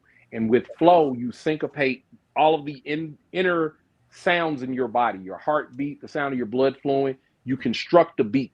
And once you constructed that beat, that is the new rhythm of your heart. You can run faster, jump higher, and you can ride giant dogs because we don't have dragons in this story. Is it you got the 5 elements of hip hop in there as well? Where can we get this? I'm really excited. So yeah, it's in Afro Futures, the newest issue that's getting ready to come out. He did a Kickstarter for it, so we're getting ready to fulfill on that. And I am in the middle stages of doing another story in that universe. And we're also doing something called All Negro Squad that's going to be in there. So we got a few things coming up. You guys yeah. You guys are just coming here, just mad chill. When you guys are obviously the Eisner is amazing, and Noir the new block is absolutely precedent. But you guys are sitting on bombs and just let it go like it's just it's crazy, man. Y'all are so damn blasé about this fire. So if you have to work twice as hard to get half as far, then you have to have twice the ammunition to get off just a handful of shots. So you always got. Yeah, but you're not letting off no 9mm. You guys are letting off rocket launchers. What the hell? Well, it's hard. It's hard in these streets, man. Like I guess it stands to reason that today I drew Tech 9. So yeah, we can manifest weapons from anywhere. And you got a big fan. I'm working on the link. We got Jeffrey Thorne in the house. Jeffrey Thorne. I'm working on the link. I'm working on a book with Jeffrey Thorne. So yeah, like that's also coming up. You know what? Thank you, Jeff. Appreciate you, brother. Salute, bro. I'm already sketching too. Just so I'm bagging up the comics as fast as I can. Jeff, just trying to remind you to plug your work. Plug your work. Yes. That was like, hey, yes, you forgot something. So okay, I did it. Thank you for reminding me, Jeffrey. All right, TC, what you got coming up, man? How can people reach you? Oh, I got a thing with TC coming up. Yeah, you can tell him. He can tell him. Yeah, so I'm just gonna dump on Quinn's plate. He's actually working on a project for me. We're doing a structural rework of my story from the original Noir the New Black, but we're going to expand it. The story of the circuit. It's basically a protective service of Black entertainers traveling across America, protecting Black folk wherever they may happen to be. It's a fictitious Richard Pryor, Louis Armstrong, Duke Ellington, Ella Fitzgerald. Gosh, help me out, Quinn. I'm fading here. We got Cab Calloway in there. We got a Cab Calloway in there. Yep. We got Big Mama. So we got a nice cast of people that you know and people that are just like people that you know. And it centers around that Richard Pryor character. So it's deep too. So yeah. It's a revenge story that is going to be long-dating, set to a comedy stand-up routine before it happens. We will go no further. And it's also a pseudo father and son story, so to speak, because it's a mentor relationship between Richard Pryor and Red Fox. Yeah. Oh wow. Nice. What? Nice. You had me at Richard Pryor, so I'm already there. Y'all can get me I upset. feel like I could have heard a little bit about this. I mean, I'm not gonna front. TC dropped so much heat. StreamYard done broke. I'm back now. And then there's another story. I'm just going to do this for accountability's sake. Another thing I've been working on for years. It is a cross between a noir, post World War II cop story set in the heart of New York City that blends detective noir, eldritch horror, and superpowers, set to a mystery of the murder of the protagonist's mother. And this is all told somewhat Interview with a Vampire style from a reporter who has been tracking this lost hero that has been gone for generations. And he's finally telling his story. I call it Officer 1811, but it's a story of my character Archon. So that's something else that I'm cooking up. Me and Quinn, we've been, chumming it up on stuff. I mean, we're knocking the circuit project out. And then after that, again, it's about time and getting it done. So, all right, look, for everyone's watching right now, I need you all to hit the like button. Take a second, hit the like button, because what Greg is saying is true. The algorithm's been crazy killing content like this. Hit the like button, share the video. I don't care what platform you have it. Just share this video, whatever platform that you have it on. Subscribe to the channel if you're new to the channel. Go ahead and subscribe so you know when we're doing these videos. It doesn't cost you anything to do all of this, any of this, but support these brothers. Let the word get out of the work they're doing by hitting the like button. Now, Mr. Joe Illidge, the mayor of comics himself, what do you have coming up, sir? I'm almost afraid to hear what Joe right? Shortly, I have Sleep coming up. Yeah. But in a much longer career context. So as we've all been talking about, Noir is the New Black Season 2, Issue 3. So the campaign launches June 4th. And if you go to all of our pages on all of the different socials, you'll see an ad with a QR code. Look at that with your camera. It take you right to the page. Press notify me on launch. And then it begins. So that'll be the end of the first volume of the Winterfields. And Cross and I are already talking about what volumes 2 and 3 would entail, because we can go forward in time and we can go back, right? So we're talking about those things. The collected edition of Bloodletter, which is my Todd McFarlane Productions Image Comics Revenge series, introducing Tasha Thornwall, a Haitian South American mystic, into the Spawn universe, is now out in comic shops and bookstores worldwide. The second printing of New History of the DC Universe, The Dakota Incident, is in comic book stores. And now, next year, will be the debut of my middle grade Harriet Tubman graphic novel, which I'm doing with artist Marcus Kwame Anderson from Big Jim and the White Boy and the Black Panther Party, both with David Walker. I mean, what he's doing is amazing on that book. And so that will be coming out next year, 2028. My next Harlem Renaissance story called The Wren, which I co-created and co-wrote with Sean Martinborough, which is being illustrated by this amazing Italian artist, will be coming out through Macmillan's adult imprint 23rd Street Books. That'll be in 2028. And past that, those are the things that I can talk about. There's going to be a bunch of things rolling out. Stay tuned. I'm just going to say it right now. y'all gonna want to be at Baltimore Comic Con. Listen. Oh yeah. Listen. And that's listen. And that's it. And listen. There will only be 2 categories.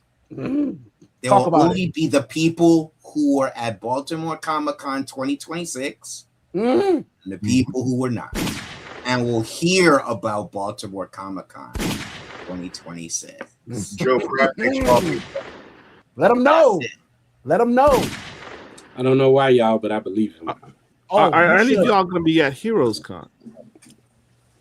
I ain't going to make it to Heroes Con because I'm going to be at the desk writing because I'm working on another graphic novel for HarperCollins, which hasn't been announced yet. Listen, why can't we? I will be at Heroes Con in spirit, but I cannot make it there. All I can tell you is the Whatnot schedule is full, and boys, make sure you follow Sexual Chocolate Comics, shameless plug. Oh, it's about to be on and popping. Oh, yeah. Yep. I know Paul so well. Paul's happy, but he's also pissed because he's like, "What the freak is going on?" No, he should be happy. When it happens, it's gonna be amazing. And that's it. I've already gotten permission from the wife to. Oh, you coming? Yeah. Awesome. Yes. Awesome. Wrap it up. The man calls you up and says, "Tell you why, but will you be in Baltimore?" Click. Yep. You gotta listen. So I'll be a. That's Is it. anybody coming to Dragon Con? Like, I don't know if y'all are getting the communications, but they I don't know, they tapped in to the to some black comic lords. It's some pretty amazing people. Marcus and I are gonna be guests there, but they got a lineup. I was like, they must have been watching the show or something. So Dragon Con is gonna be pretty freaking legendary this year. Atlanta been doing, as will the Black Atlanta Comic Expo from Black October Atlanta 31st to November 1st. Yeah. That's why still have to do your plug for you, Greg? Come on. I already plugged it like 2 times, man. Paul. And also, I'm gonna need y'all to bring me back on so we can talk specifically about that. If I can speak on behalf of the BCL, no, you have to ask, and you will be on. I'm asking right now. Same type of way, Paul. How you got only one of the 7 BCL members at the Black? I'm like, what? There's only one. There's only one spot enough for one BCL member. Well, see, the way the budget works. I understand. It's okay. Now, listen, y'all are welcome. I just gotta right now, I'm pulling this out of my own, my own thing. So there's a lot of people that I would love to have as guests, but I gotta kind of temper it, get this first one done, blow it out the water, and then we can continue to build. But what I'm trying to do is put together like a premier Black comic convention in Atlanta where we really need one. I want in, yeah. Chocolate don't do second fiddle. Well, look, you talk to Phil and y'all duke it out and record it so we can wow. Oh, now which one of you wants to join our team?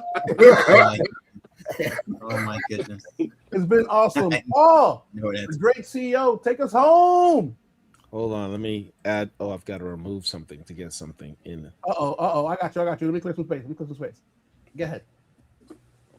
I got you. Help Greg out here. What you? You gotta remove some more stuff, man. You got too many things up. What's that? Oh, that's what she said. Hold on. There you go. There you go. Yeah, there he is.